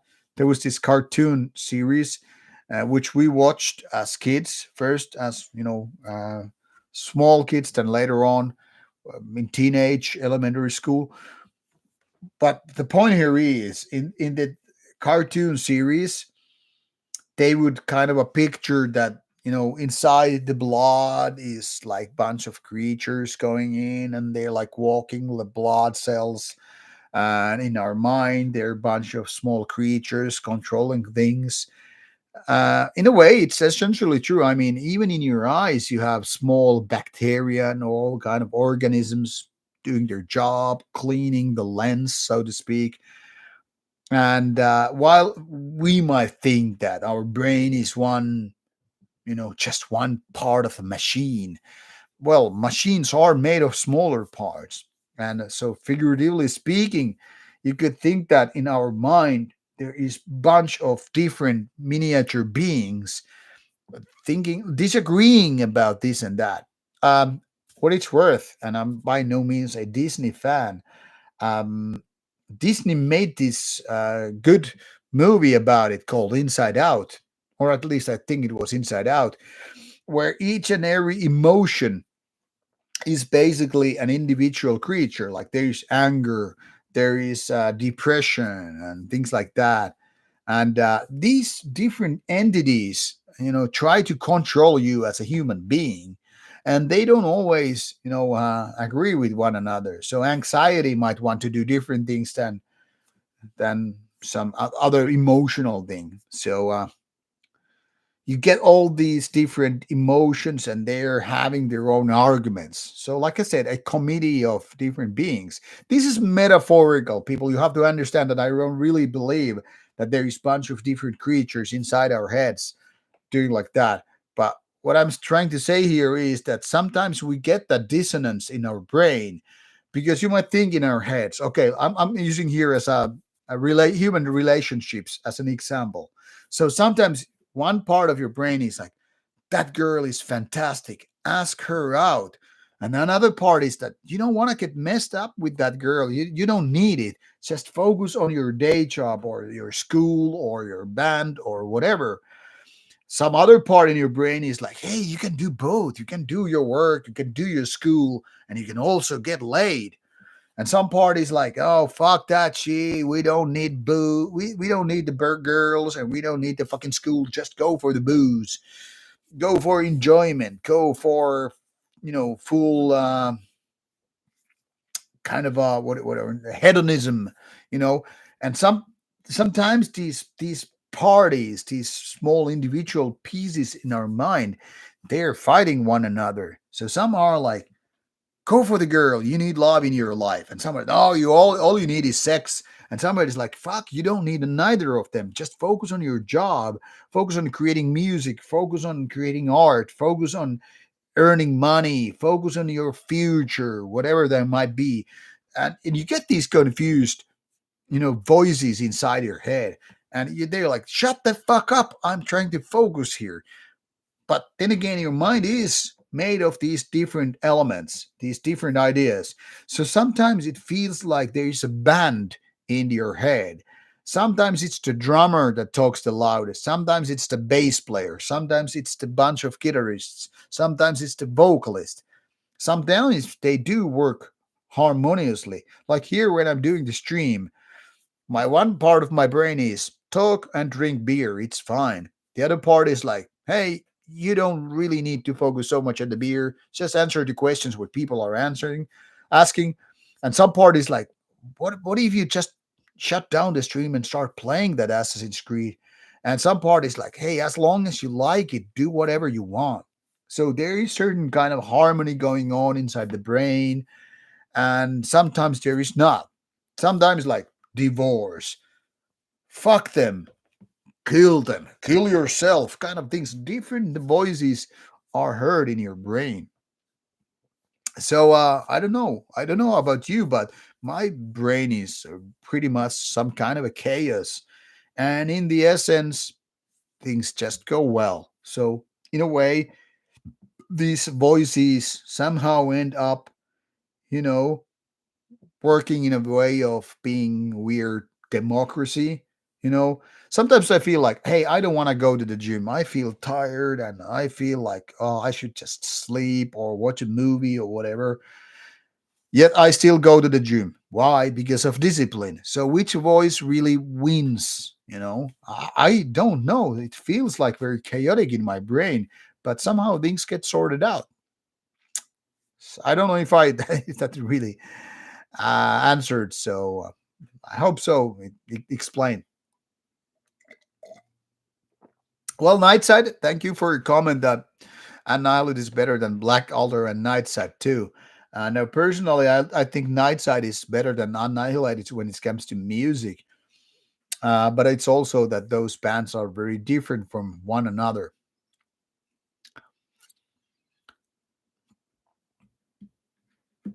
Yeah, Mash, I think the definition of Satan, it really depends from which angle people are coming from. Some see it more metaphorical take, some see it more like a, I guess, physical entity and all. But yeah, different interpretations. And sometimes people might be even talking about the concept of Satan without referring to it as, say, Satan. Hello, Herderd. I haven't heard the band Karelian War Cry, so no comment. Leif is asking how I'm doing. I'm doing fine here, beers, and answering your questions and all. So let me know. You have a question. Mm, what are my thoughts on living in Finland, bordering Russia, menace of invasion featuring war? Well, living in Finland is usually quite okay. I don't get to complain. We might have some high tax rates, but in general, we are a happy nation. We have good bands. We have good healthcare. We have good library system. We don't. We're kind of low on corruption. Uh, we don't feel oppression or terrorism, for that matter. Um, we are able to, you know, explore various arts. We're free to express our things. I mean, obviously, things like black metal or extreme metal, for that matter, there are always parties in question, like religious groups or whatever, who are like, hey, don't do this, don't do that. And their political bands, political parties are like, hey, you can't have this or that band. But living in rather non-corrupt democracy means that we get to have a lot of those gigs that a lot of other countries could not. Now, bordering Russia is problematic, obviously, because Russia is, so many ways a bunch of shit.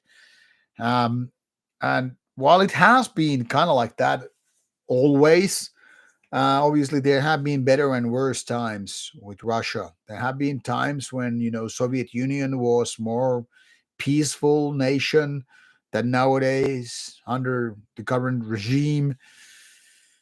But I mean, I don't feel like war is threatening us at the moment. It's all about Ukraine, and may those people in Ukraine survive and come victorious over the war. I hope for many things that this war would be over, the whole invasion would be over, and Russia would be like reasonable and say like, "Fuck it, we made a mistake. Let's go back. Let's go back building a better country rather than having fucking stupid war."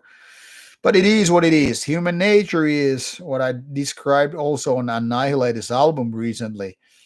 That Homo homini lupus, meaning we are in the end ready to kill one another because humans cannot be trusted.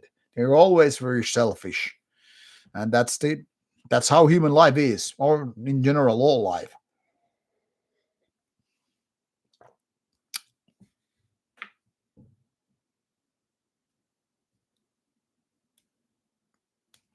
Yeah, Mash. I think that Inside Out, as a kind of a family friendly, kid friendly version, is interesting.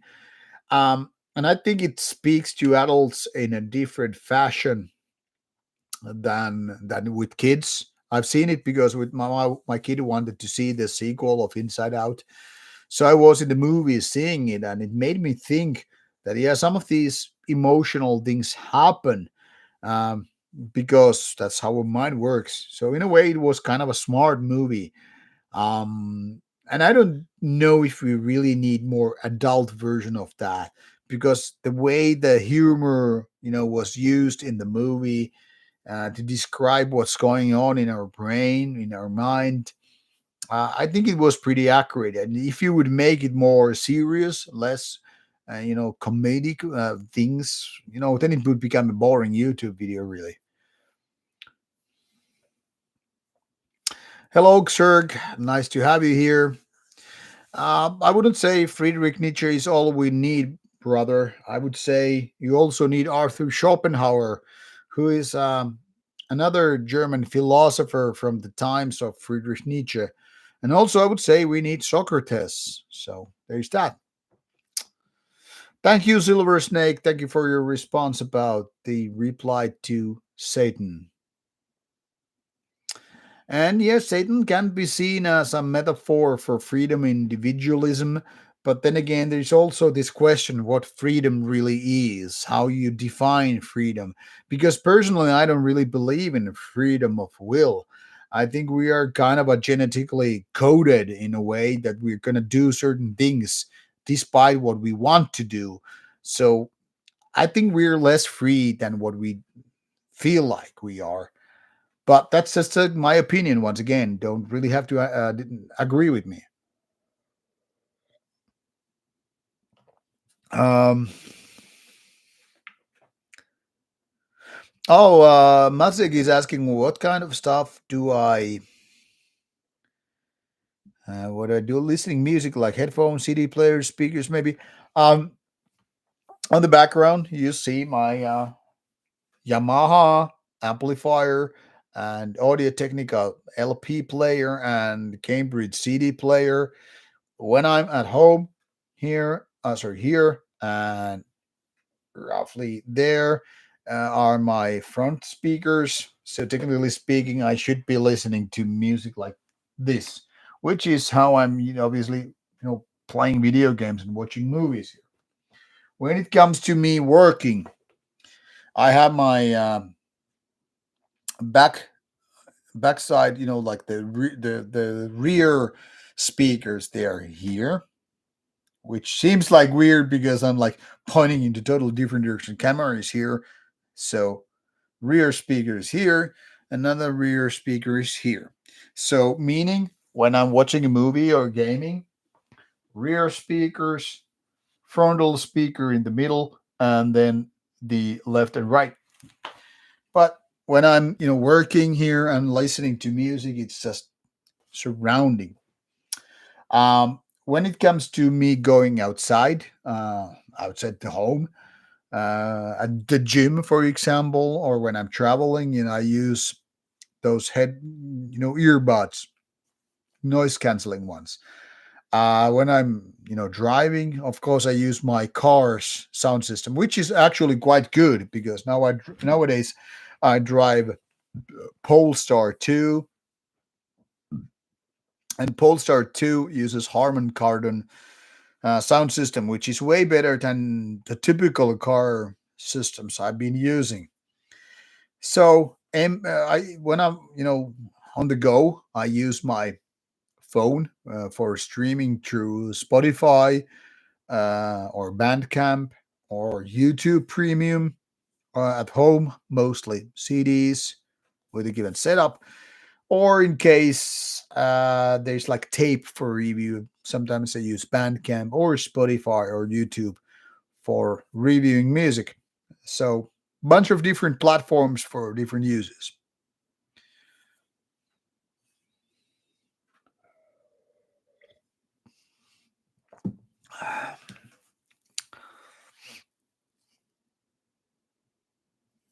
Leif, I gotta say, I have no idea of legions nowadays.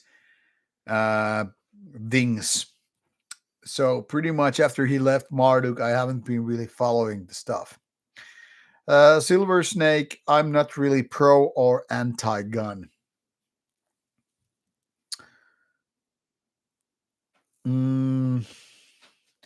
Mash is asking, does the battery range not get affected by cold weather in Finland? Are electric vehicles popular in your country? Well, of course, the cold affects the range of electric vehicles. I do have one myself, the Polestar 2, but not as much as people probably say. I mean, for daily use, the cold, how it affects electric vehicles range, it doesn't matter much. And electric vehicles are becoming more popular, but especially in the more rural areas or northern part of Finland, they're not that popular. And especially when people want to, or need to, uh, say, they need to tow some heavier, like trailers, for example, horse trailers or whatever, then they prefer diesel cars over electric ones. So it depends on the use. But people who are like more living in the more urban areas or who don't really need to, use trailers, probably then electric cars are more useful. Uh, Igalvr, yes, I have heard Havukruun's latest album already like 2 months ago. Will I review it? Yes, if I get a review copy, but so far the label hasn't sent me anything, so not likely. Harley Queen Fetus is saying the thumbnail is very misleading, unsubscribed. Well, it is what it is. Yeah, there are no, Easter eggs if you're referring to thumbnail. Uh, Iglarofis is asking, what are my guilty pleasures in music? Well, there are no guilty pleasures. I don't need to hide anything, what I like. So all of my pleasures are real pleasures. There is not something I feel ashamed of. I never actually understood the idea of having guilty pleasures. Like, I'm not supposed to like this and that because they're not black metal or death metal enough. Fuck that shit. I mean, like whatever you like. Everything else is poser talk. So there are no guilty pleasures. There are just real pleasures. Yes, sure. I totally agree. Misleading as Jesus during Easter. So yeah.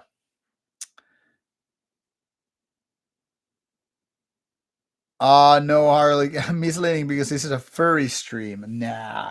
Uh, People who take that thumbnail as misleading are probably missing the whole point of Rauta becoming a little bit humor. Now, obviously, I'm not gonna do furry stuff. Yeah, Pirola, it's Rauta with my eggs in the hands. And it's more funny when you think about Finnish language because when we say muna, it can really mean egg, or muna can mean also dick. So rauta handling muna is very different than saying rauta handling egg.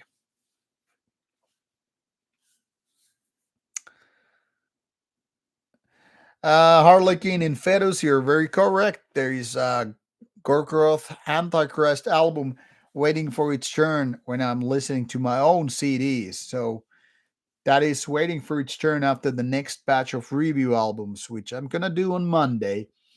And currently, I'm looking at the calendar here. Yes, next week and next Saturday when I'm traveling, uh, my album collection F is going out. So, talking about the letter F in my collection, and I'm currently doing letter G. So, hence Gorgoroth right there.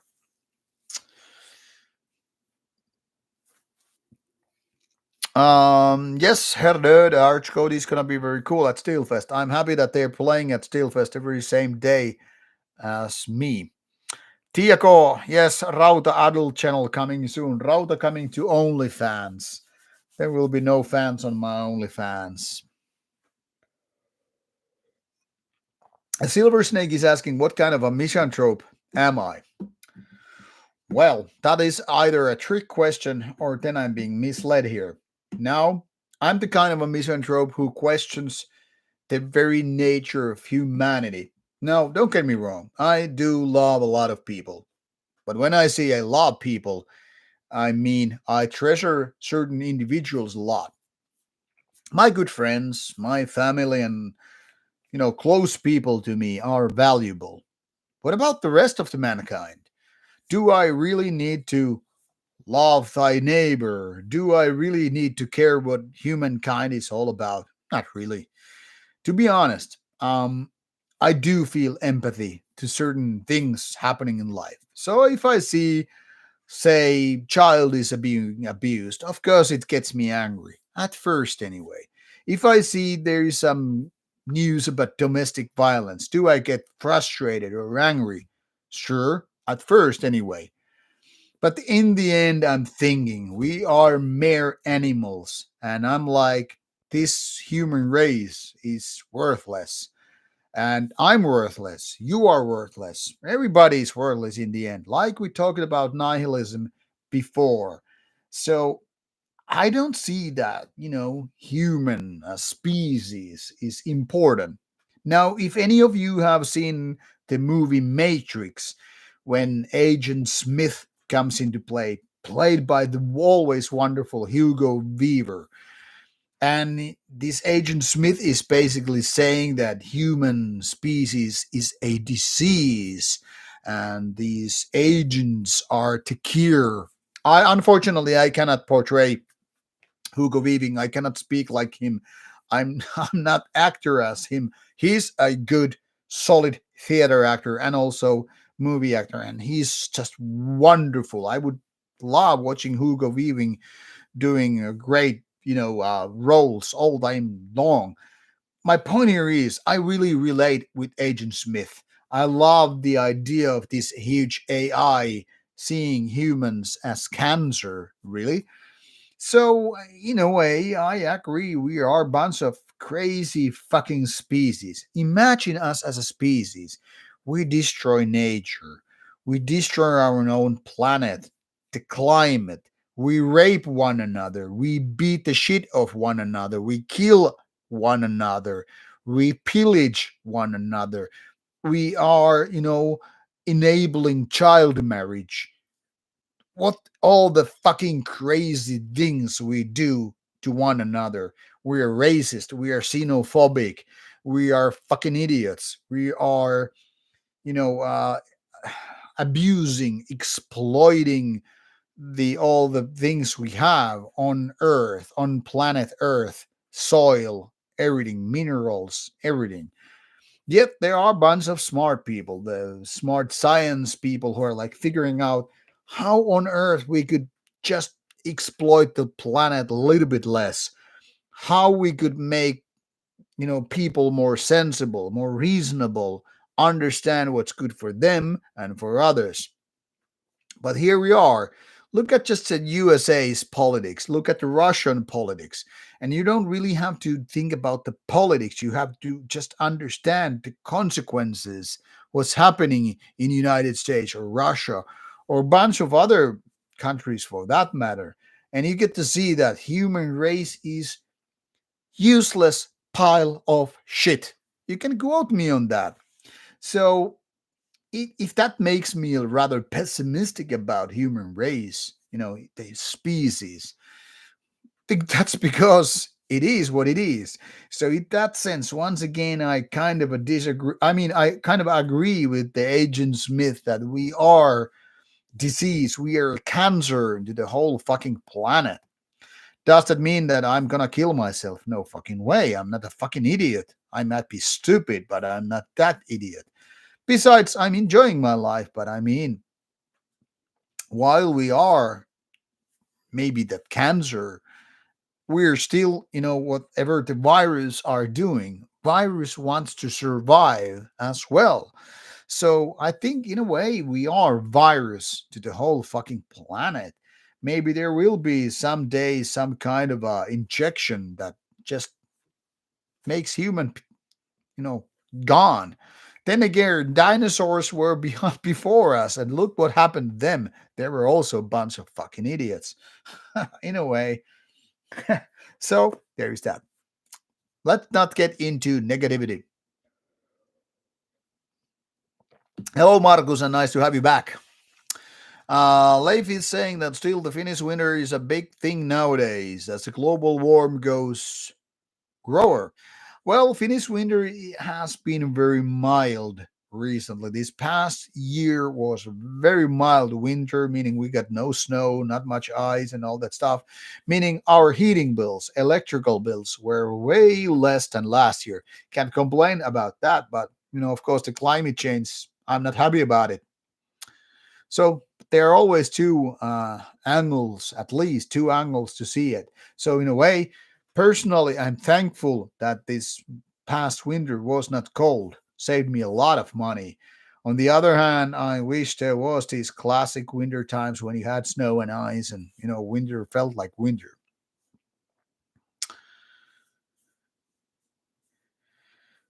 Well, Harlequin, I kind of understand your reply to the very question that does humanity even exists?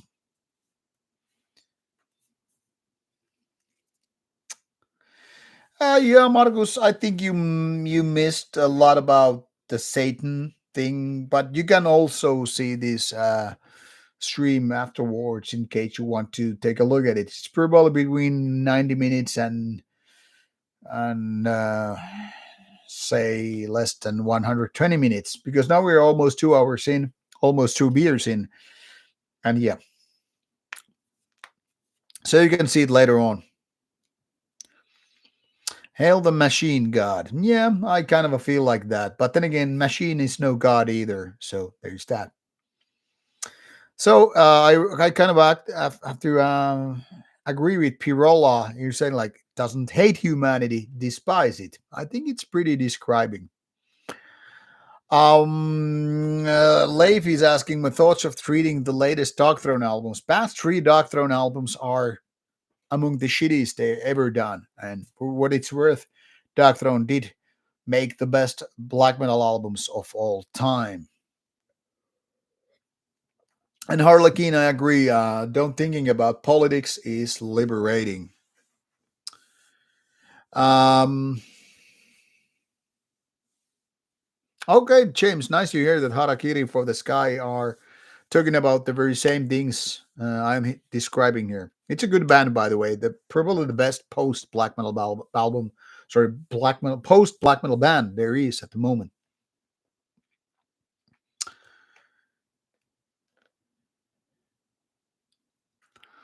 Yeah, I agree, Marcos. I mean, that's the crazy thing that we're still stuck with, ideas of skin color, religion, or whatever. I mean, like, look at us. We're fucking pathetic.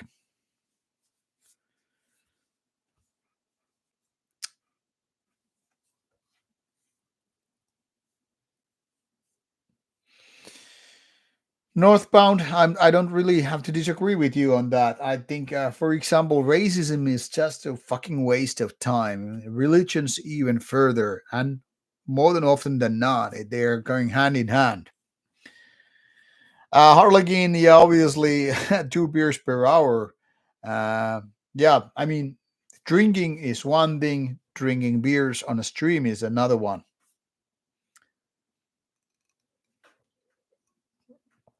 Hello, Fuchkas, or however you pronounce that shit. Fuchkas ananas? What the fuck does that mean?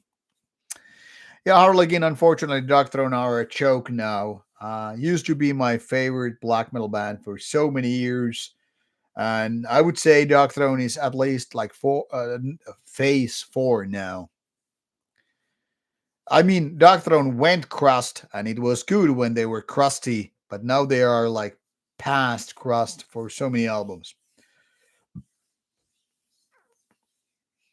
Night, can't say I know band called Night.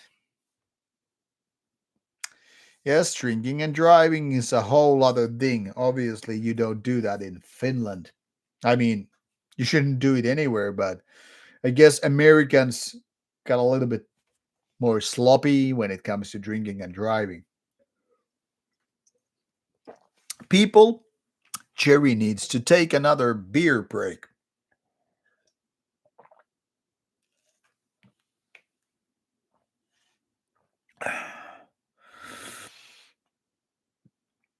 Uh, Once again, people, I want to remind you, first of all, I do things to remind you of while I'm getting tipsy here. First of all, support Rauta. Patreon is one thing, and then you can also do this, and then I'm gonna do a little bit of a giveaway. But hold on, I'm gonna do this one thing.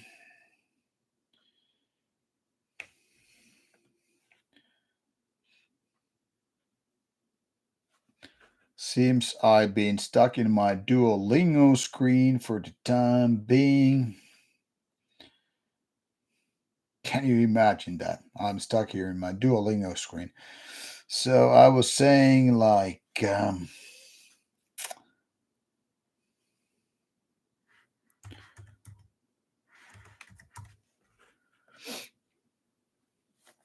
you can either become a Rauta patron, support the channel with the interviews and shit,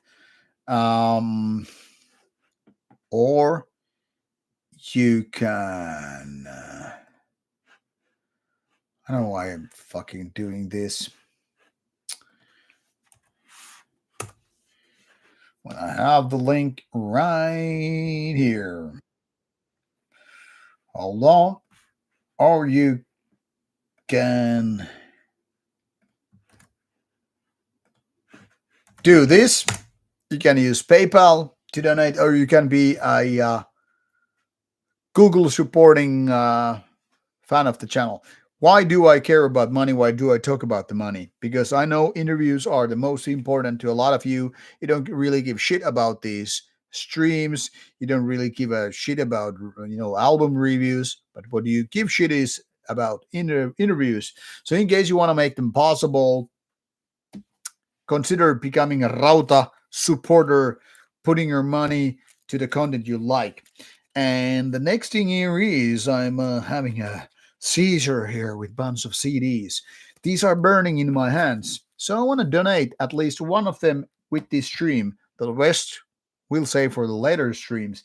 I haven't been doing giveaways lately because ever since we got 20,000, I've been forgetting them. I should do a fucking giveaway on every stream. Sometimes I forget. I'm a human being. So when I get back and I need a piss break, we call it bio break, by the way. We're old school as fuck. So when I get back, taking a piss and have another beer, I will do a giveaway. I will figure out to a question. Yeah, I know the question already. So whoever answers me first gets the CD. So see you in a couple of minutes.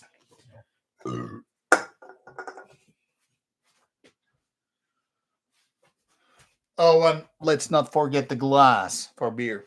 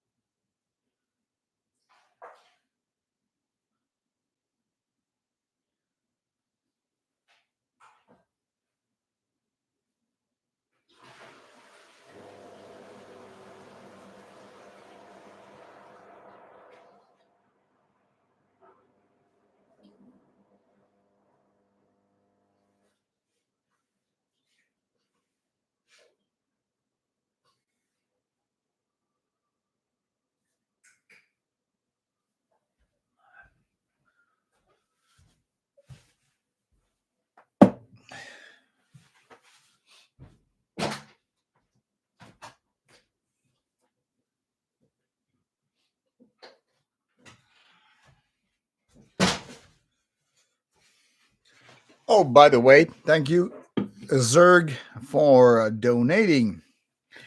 Like I said, people, all this money you might consider donating via PayPal, via Google or YouTube, or becoming a Patreon. All the money will be used in my personal drinking habits. No, that was a joke. They will be used for Rauta's hotel and flight costs. And what do you get from that? More interviews. So there is that. All right, now getting back to your questions, and then gonna do a little bit of a giveaway soon. But first, let's take a look.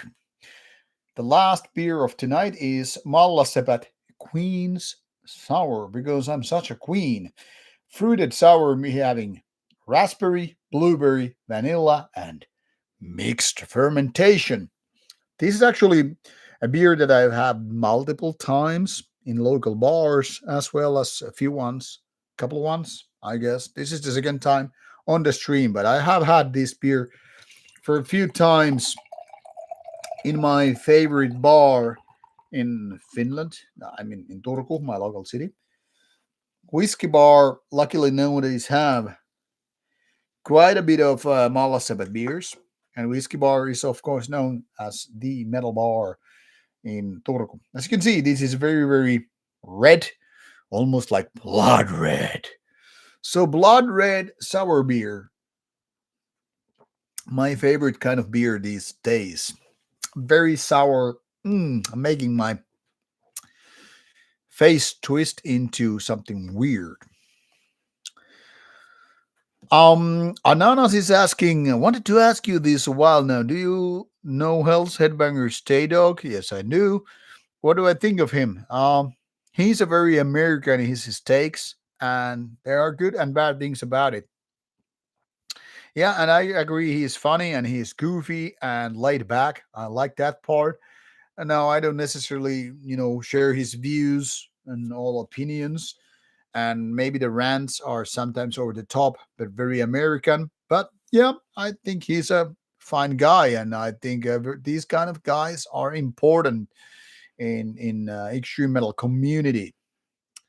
Marco616 is saying that he saw Savukruun and Vermilli live a while back, and Vermilli has surprisingly strong vocals.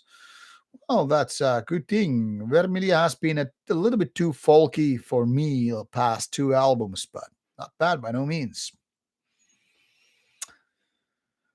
Yeah, Harlequin, I guess it was kind of easy to understand that you might be American about the drinking and driving comment. That was a just educated guess. And Camping with Ruffles was asking, have I ever listened to Curtain Wall? I haven't. I have no idea what kind of music they're doing. And Harlequin is asking, what language are we learning? What the fuck should I know? What language are you learning? Maybe you should be learning metal language. Metal! All right.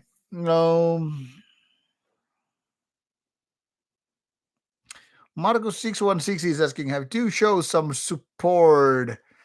Rather stream is always nice monthly treat and whatever band I'm getting into, it's more than likely there's a Rauta review in FM. Thank you so much. I hope that you don't still consider Rauta just as a black metal channel, because obviously I don't want to limit myself to just black metal. It's also about death metal, thrash metal, doom metal, heavy metal, and beyond. Camping, the bio break is actually related to World of Warcraft times when we played. So almost 20 years ago, when we had a break where you needed to take a leak or dump, we would say bio break. So I don't know if Minecraft YouTubers do that, but that's how it is.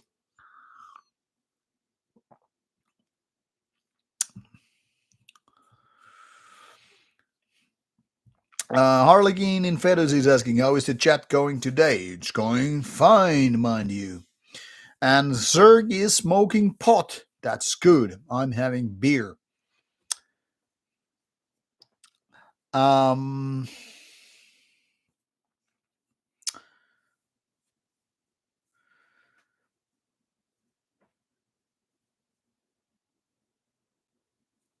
Okay, Marcus, you can choose to ignore most not black metal. It's totally fine. Mash is asking my opinion of Funeral Doom. Well, the problem with Funeral Doom is they are too lengthy songs. They lack killer riffs, and I'm not the depressive type. I mean, I love the heaviness of Funeral Doom, but I also feel like, hey, how about actually including great riffs in your music?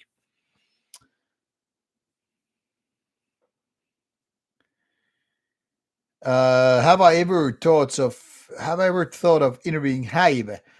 Well, I could interview them if they were around, but it's not like they are. Now about the giveaway. So I have a bunch of CDs which I will, I guess, more or less randomly pick for you. Maybe the first of the pile.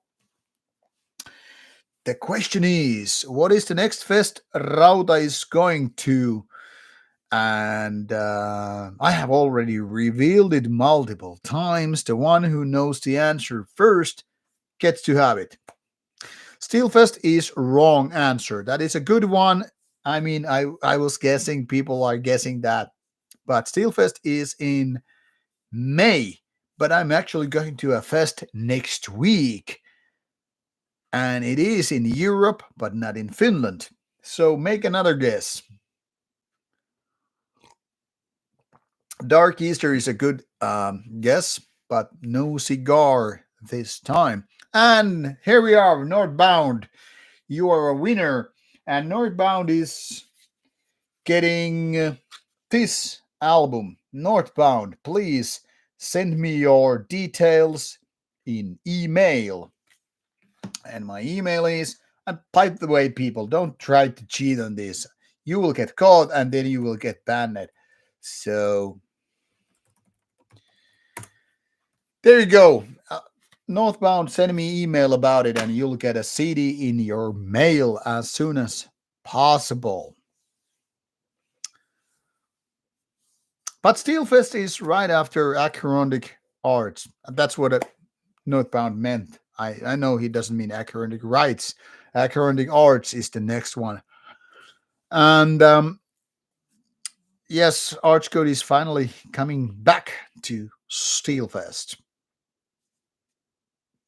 Yes, the funny thing is that I've mentioned Acherontic Arts at least two different streams by now, and I did the preview of that festival a while ago. So as I promised already, like 2 hours ago, I was gonna talk you about some festivals which are happening now. Acherontic Arts in Germany is in 2 weeks in a place called Oberhausen.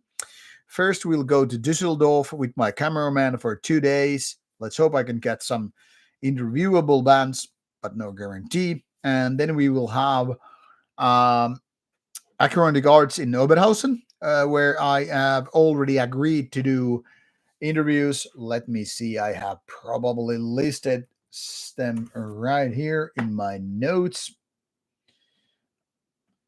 So we're talking about bands like Hordom Rife from Norway, who are headlining Friday. This interview was bound to happen already last year at Beyond the Gates in Norway, but due to illness, didn't happen. And already a couple of years before that, I was actually talking to the vocalist in Oslo that we should be doing an interview, and now things are finally rolling. As you can figure out, sometimes setting up an interview and making it actually happen can take quite a bit of time. They are luckily taking place at Steelfest too. I've seen Hordom Rife now for I think 3 times in total, twice in Norway, once in Finland, and they're great live band, great on albums too. So finally, happy to get them for interview. On top of that, Endstille from Germany, supposed to happen either on Friday or Saturday. The Ruins of Beverast and Sulfur Aeon. These are the 4 bands I have agreed to do some interviews with at Acherontic Arts for next weekend. Now, in the pipeline at the moment, there are three interviews which are already done with the very, very little editing needed to do. And most of you, I guess, already noticed that Sathogwa interview got out yesterday. Next week, Helleruin. Then, depending of the editing things, we will have Curse Upon a Prayer probably a week after that. And week after that, we should have Sielun Vihollinen. So by the time you have gotten those out, you should be getting those material from Acheron Cards. That is, I'm assuming that none of these interviews get cancelled, but you never fucking know for sure until it happens. So I'm still getting traumatized by people when I promised there would be a Gold Moon interview already like 5 years ago, which never happened. So my point here is you never know when a certain interview is happening until it has actually happened. So there is that. And after we're done with Acura and the guards, of course, Steelfest takes place in May. So I have already, as of today, sent interview requests to bands like, and by no means these are confirmed, uh, Abzu, Akron, Arcona, Parshasketh, Impiety, and Sarcophago.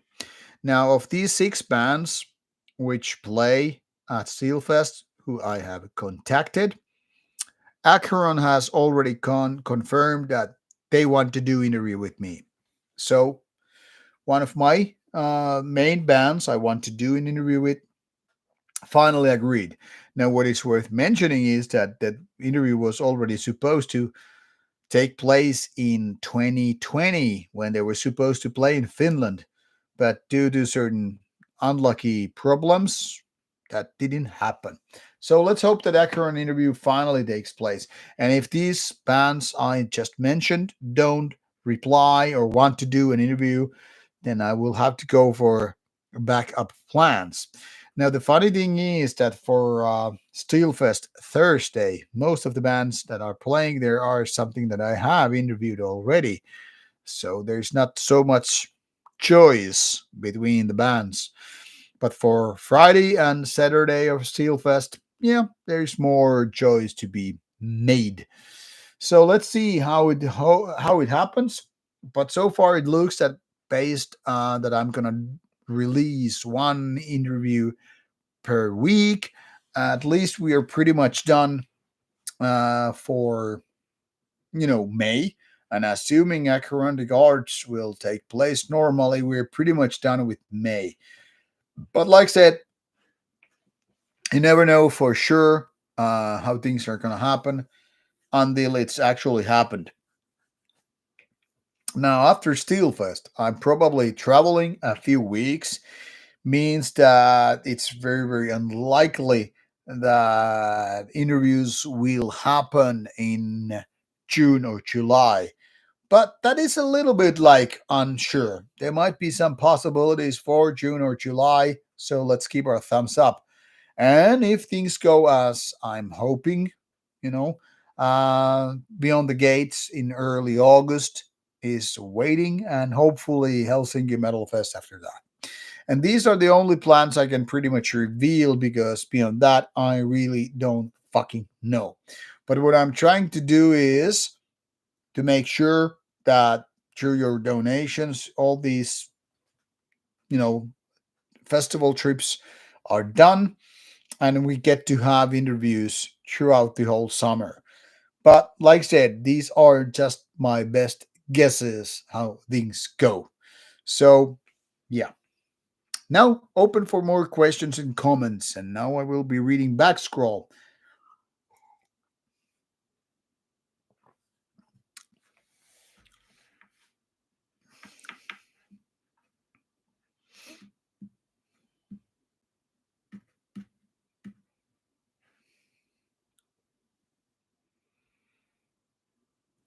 Yeah, Mash, I'm personally very, very into all of these acrobatic arts interviews. So Ruins of Beverast is interesting, and it would be great to see if Nagelfar would be, kind of a coming back. Nagelfar are playing show in one way or another in acrobatic arts, but I didn't really want to chase that dead bird at this at the point because I don't know if how it will be, and especially bands that are dead sometimes don't want to do interviews at all. So let's hope these are happening.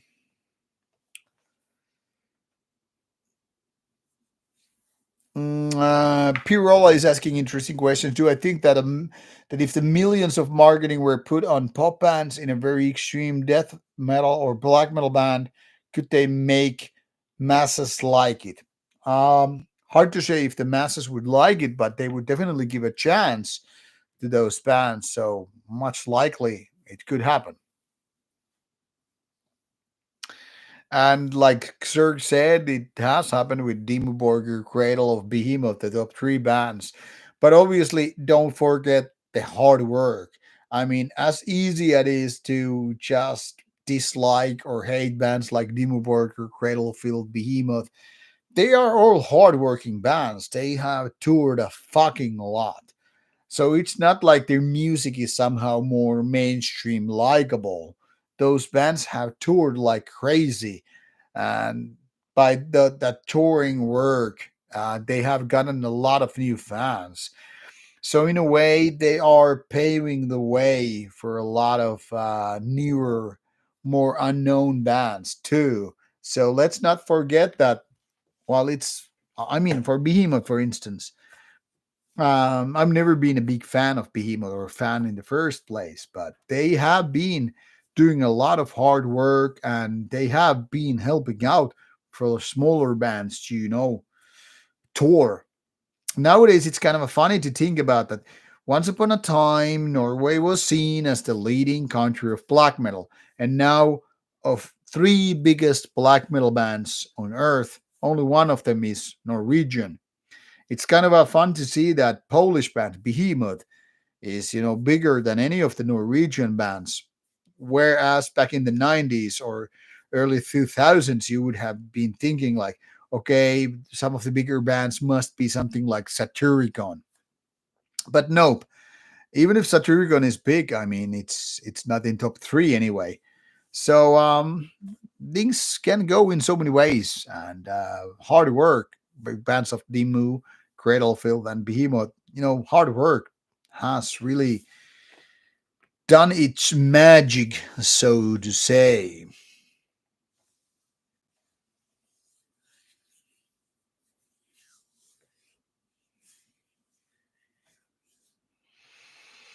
So yeah, Dimmu is symphonic, and they are great in production. So obviously, it's more easy to approach Dimmu Borgir than say Suffocation.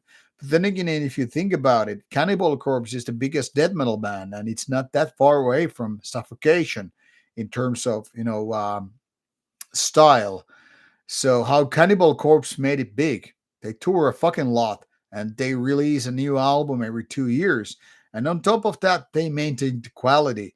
So yeah, it's possible to become very, very popular in terms of extreme metal, despite of being extreme. So there's that.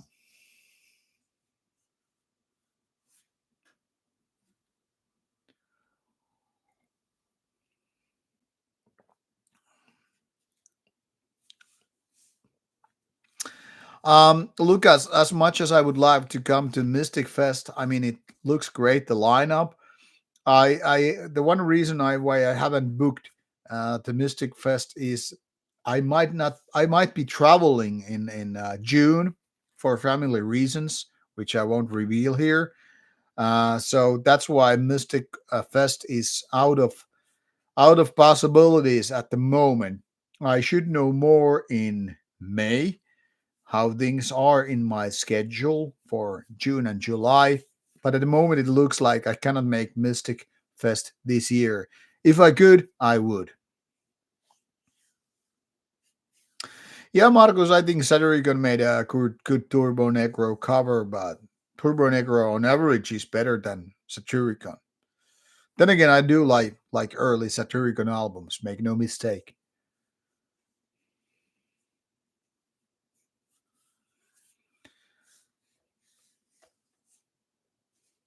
Second Coming is asking a very good and relevant question. What is the number one thing that separates good black metal song from a bad one?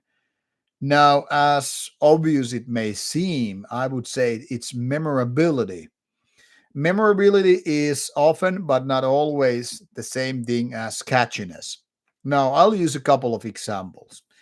Think about Burzum's song like Jesus Todd or Saturicon's Mother North or say Dark Throne's End Wind of Thorg or Dimmu Borgir's case Morning Palace. They're all memorable songs. They have the certain kind of a feeling, certain kind of riffs, certain kind of memorable parts. Like Mother North is no doubt one of the great examples how you can make a black metal hit song without sacrificing the idea of black metal. I mean, you could really use Beherit, Gate of Nana, as an example of how you can make a memorable song which sticks out, which stands out from the rest. So, yeah, um, I think memorable one is when you have a good one, memorable one that is something that people are like, that's a fucking banger. That song is really good.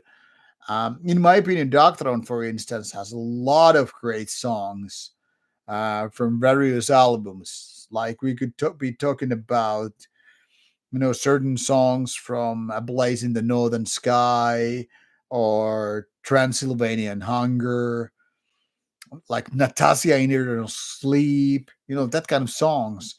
We could talk about, once again, and Envy, the Wind of Sorg.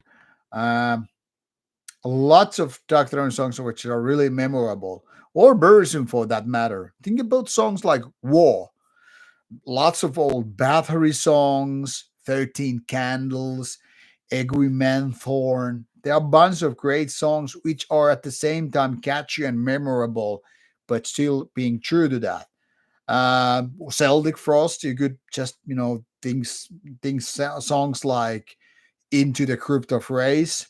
You could talk about Emperor, lots of songs in the Nightside Eclipse album. You could take Mayhem's The Mysteries Them Satanas, the Freezing Moons, Funeral Fog, so forth. So there are lots of songs which are memorable because they're great. They have some catchier parts. Yet you could not say that they're not good. So a lot of those classic black metal songs are classic because they are good. They're memorable. They do have certain momentum. Sometimes it's chorus parts, sometimes it's just like the whole song.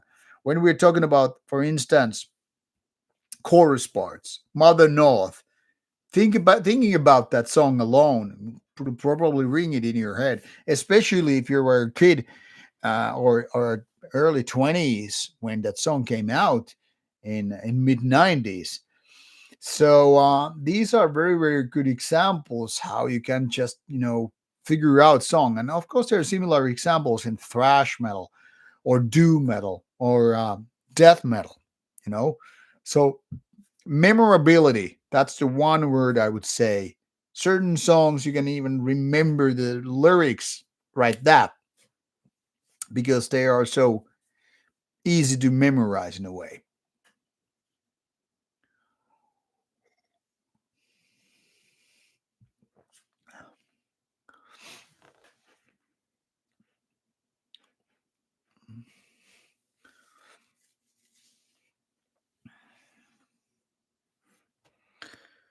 Maziek, I don't know when Summer Dying Loud is happening.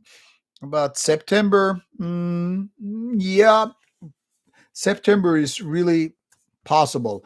But at the moment, I don't know how much Rauta money there will be left when I'm spending this money on acronytic rights. I mean, acronytic arts, sorry. That those flights and hotels are now taken care of. Steelfest won't take a lot of our money. I will be paying for the accommodation for me, my cameraman, and Chris, the thumbnail guy. But then we have Beyond the Gates in August. That will take some money because the flights and accommodation. So after that, I don't know how much money we have left for September, October, and so forth. So to be honest, after August, it depends how much budget we have.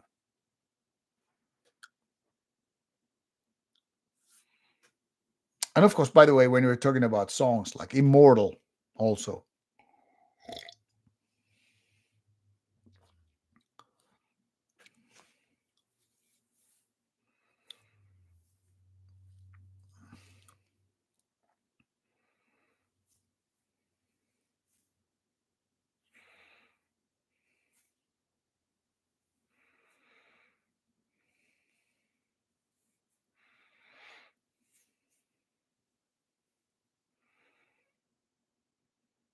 Lucas, how come it's bad?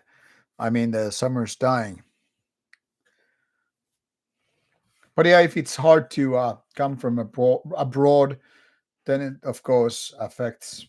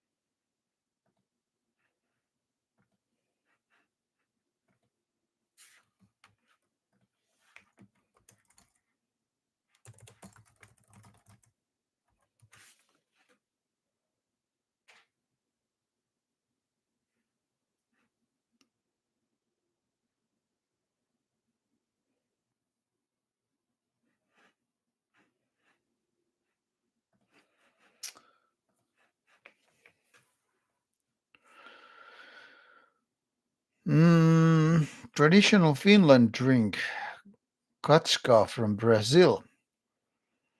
Can't say I know the Templar treacherous beast. Sorry. Thank you, V-Cord, about the thumbnails. Thumbnails are done by my man, Chris C., who is, by the way, coming to Steelfest this year.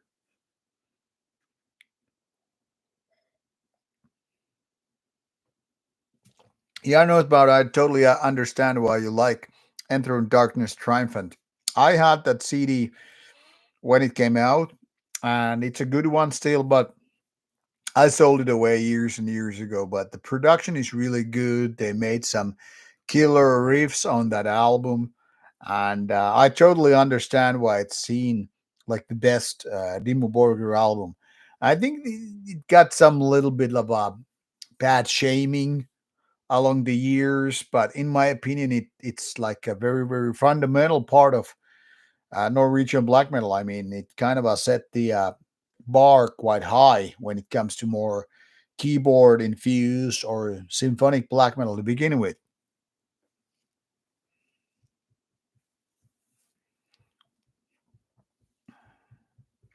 Sorry, Mash, you are not coming to Steelfest. It's a good lineup for sure.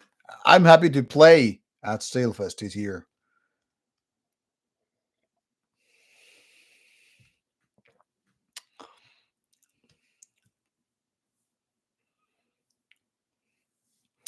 Oh yeah, traditional Finnish drinks, apart from beer, is of course that Koskenkorva, which is basically just cheap vodka. Really, there is no way, explaining that better. There's no way denying it.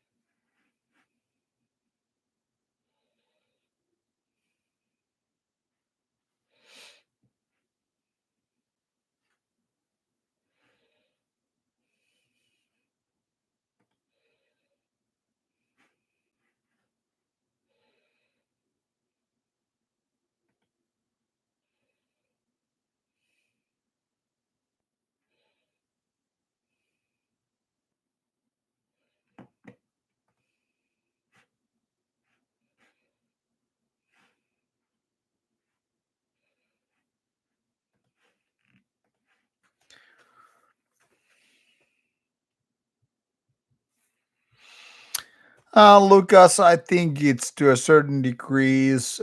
Some bands still like think like that, but I think those bands are also a bunch of pussies. And I think Archcode is now leading by example, going back to Steelfest instead of not playing there because they're being blackmailed. I don't think I have ever drunk kvass with liquor.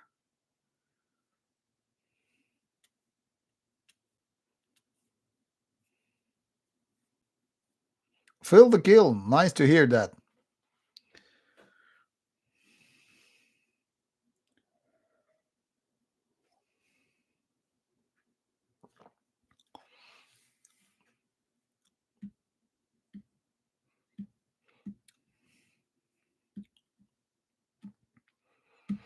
Well, yeah, Zerg, kinda. A shock rock thing is still a thing after all these years.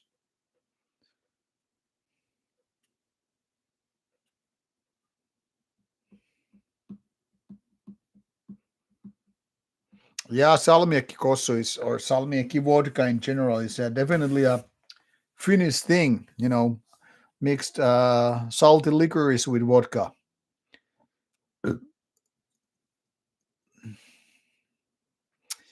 Yeah, Northbound, I think Steelfest is doing that the thing they need to do. I mean, you either comply with pitching people, or then you just do your own thing. Thank you, Second Coming. Glad to hear that the reviews are also liked. I get it in a nowadays climate when it's as easy to just trust the algorithm instead of some reviewer. I mean, I'm not offended if somebody doesn't like reviews or my reviews at all. I mean, do each their own and shit. But yeah, I get it. I mean, interviews are the kind of steak and potatoes, and the reviews are like the nasty vegetables on the table. You kind of like to put them on the side. So there's that.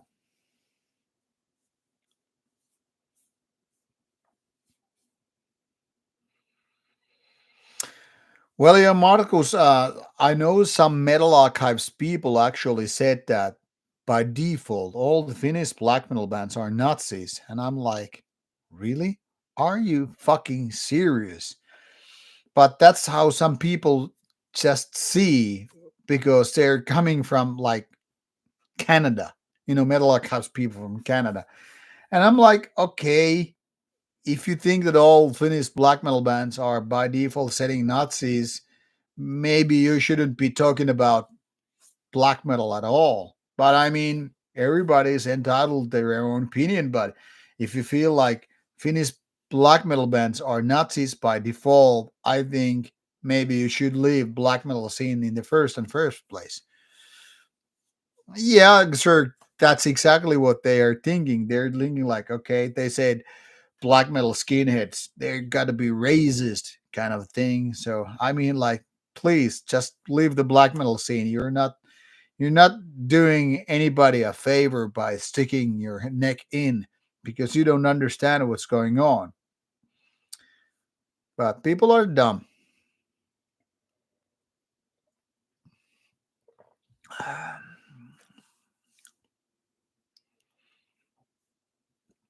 Yeah, Mash. The thing here is, some people think that everything in life is political, whether it's about like buying meat or potatoes from your grocery store. It's a political take. And to a certain degree, I kind of understand. They want to see it like, okay, if you buy potatoes, you're pro vegetarian or vegan. If you're buying minced meat, you're anti vegan or anti vegetarian. And the same kind of a logic applies. If you are buying a ticket to a black metal show, you are kind of advocating that all these nasty, inhuman values are suddenly great, which is kind of a true. I mean, that's how it is. But if you're instead going for some punk rock show, you're probably anti BM. But it's kind of a funny that their logic fails when they actually like something. So, for instance, calling all the Finnish black metal band Nazis is basically telling so are all the rest of the black metal bands are Nazis because they're spending the time with these bands you just called Nazis. So if you want to go that slippery slope, you're gonna stain the whole fucking genre, which means you shouldn't be listening to that very genre if you think they're Nazis to begin with. Then again, I'm always saying that moving goalposts like that is actually helping the real Nazis to hide in within the mass. So if you would say that the real Nazis, which are like, I don't know, few people, you would just easy to pinpoint, hey, it's Jimmy Bob, it's Rob the Nazi, and it's that dude whose name you don't know. It would be easy to pinpoint there are about three people, the real Nazis among the huge crowd.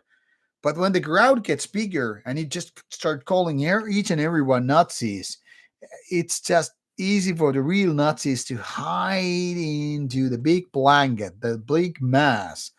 And as such, then it's like, I don't even know who the real Nazis are because there are so many. So it's easier to hide in a group of thousands of people versus 10 people, you know? So my point here is, you see one dog out of five and say, that dog bites. It's easy to just point that one dog out. But when you have 1,000 dogs,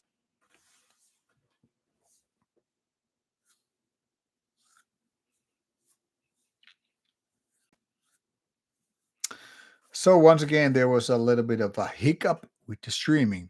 So I was saying, if you see like five dogs and you know that one dog out of five is going to bite you, it's easy to single out that one dog and say, that dog is problematic, but those four other dogs are not. If you have 1,000 dogs, it's harder to pinpoint, single out that one dog and say, that one is going to be the one who bites. You probably want to say, okay, we have too many dogs. They're all going to bite. So remove all the fucking dogs um, in the fucking field. So by generalizing too much and calling it all Finnish black metal bands are Nazis, it's basically all the Nordic black metal are Nazis. Wait, all the black metal bands are Nazis. Wait for it. All the extreme metal bands are Nazis. No, actually, let's just call metal music. All metal music is Nazis. And that's how you roll. It's basically going back to the 80s when these parental, whatever group of people were like, hey, we're scared about, you know, these kids that they might be influenced. And then they what you get the explicit lyrics stickers. Yeah, PMRC. Thank you, Necron. So my point here is this Nazi being scared of these so-called Nazis is basically exactly what PMRC were doing back in the 80s. So let's just add to those fucking stickers explicit lyrics kind of a thing and deal with it.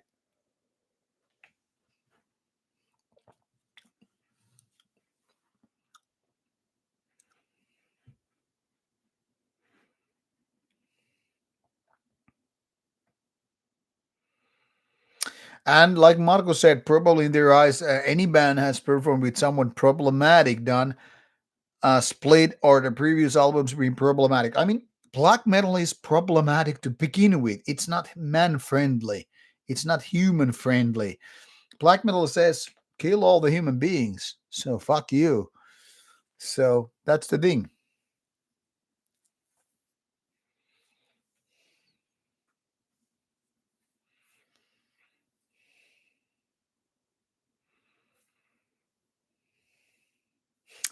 Imagine if Manowar shirt was considered to be fucking Nazi. That's what I mean. It's a fucking slippery slope.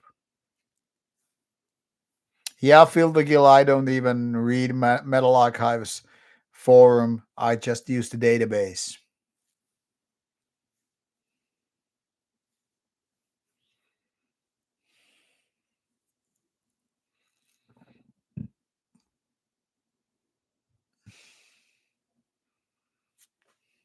Yeah, true. Alcest gets a pass. You know, they have this Peste Noir connection, but people are turning blind eye to that.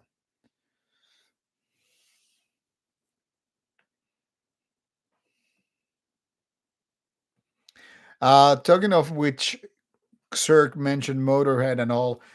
Tomorrow comes out my video about like some fests don't allow the use of certain bands and shirts and patches because they fear it's a Nazi connection or whatever sketchy thing. So, in case you want to see my take on that, well, see tomorrow.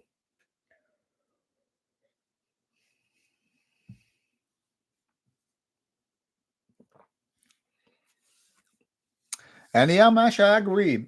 Just because, for instance, I eat meat, I'm not anti vegetarian. I'm not fucking anti vegan. In my opinion, hey, you are feel free to eat whatever you like. So, just because I'm not vegan doesn't mean I'm anti vegan. I consider myself mixed eater. I eat a bunch of various things. So yeah, I agree. If people stopped caring so much what others do, they probably would enjoy their life a little bit more.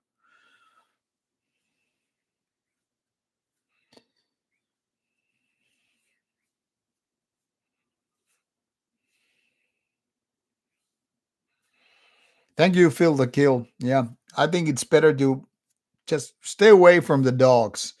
Go with cats. Not that cats are any better, but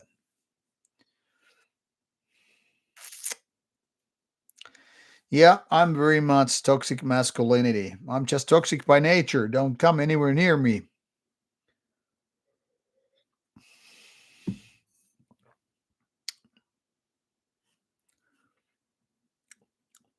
That's very well said, Tia. But I know already that you are a person of reason.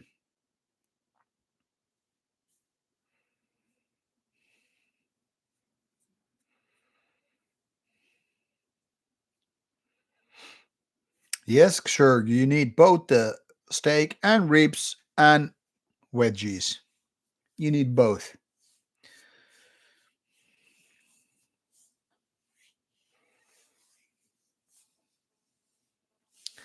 Tia, we once again agree. I mean, listening to music is one thing, talking about ideology is one another thing. So there's that. But people, just make things too complicated, to be honest. And people just jump to assumptions way too quickly based on, silly reasons. Anyway, we're almost 3 hours in the stream. I'm getting a little bit tired. and all that stuff. So northbound, make sure that you got that email sent to me.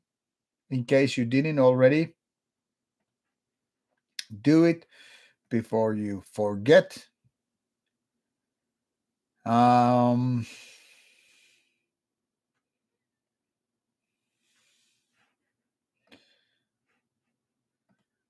so I will be calling it a night very, very fucking soon. So make your last questions and comments. And that being said, the next stream is supposed to take place on 3rd of May. That is, unless something weird happens. 3rd of May is supposed to be the next stream. So you can prepare where your questions and shit.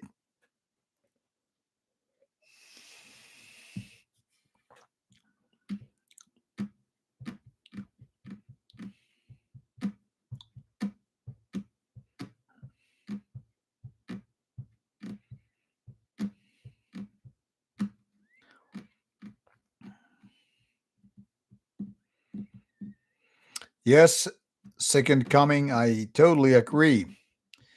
Black metal is inherently or should be ideological. Doesn't mean political take. Anyway, people, I keep repeating myself, but it's almost 2 o'clock here, and I kind of want to just lay back for a while before I head to bed. So make your final questions and shit, and we'll continue in a month. This is as far as I'm drinking beer tonight. Mash, nothing wrong with your questions and stuff.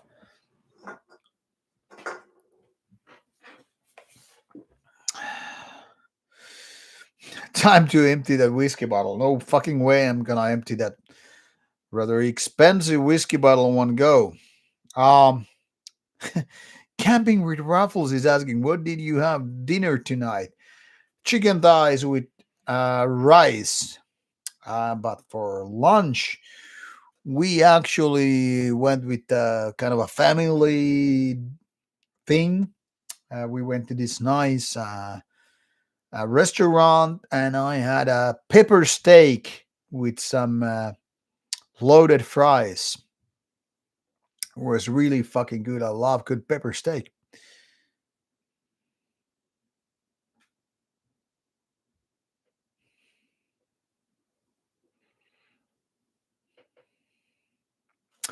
All right, guys. I guess this is what it is.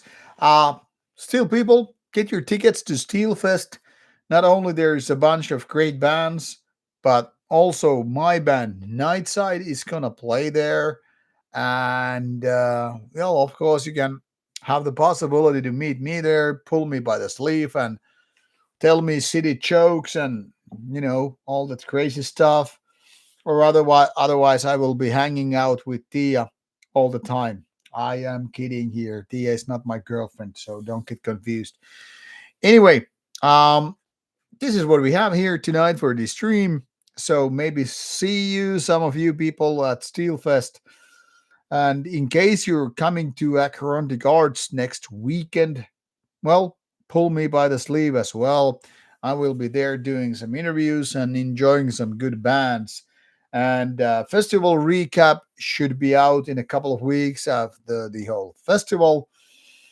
And next week, you probably will get some Instagram or Facebook updates on Marty adventures in Germany and some live report. I don't know yet, but probably something. And I guess I will be keeping you posted about coming streams and events. So, like I said, next stream roughly May 3rd, and Steelfest is, of course, in the middle of May. And that's pretty much of it. I think I will now check out some TV before I get to bed. So thank you for being on the stream with me tonight. Take care, you people, and enjoy. Good night, people.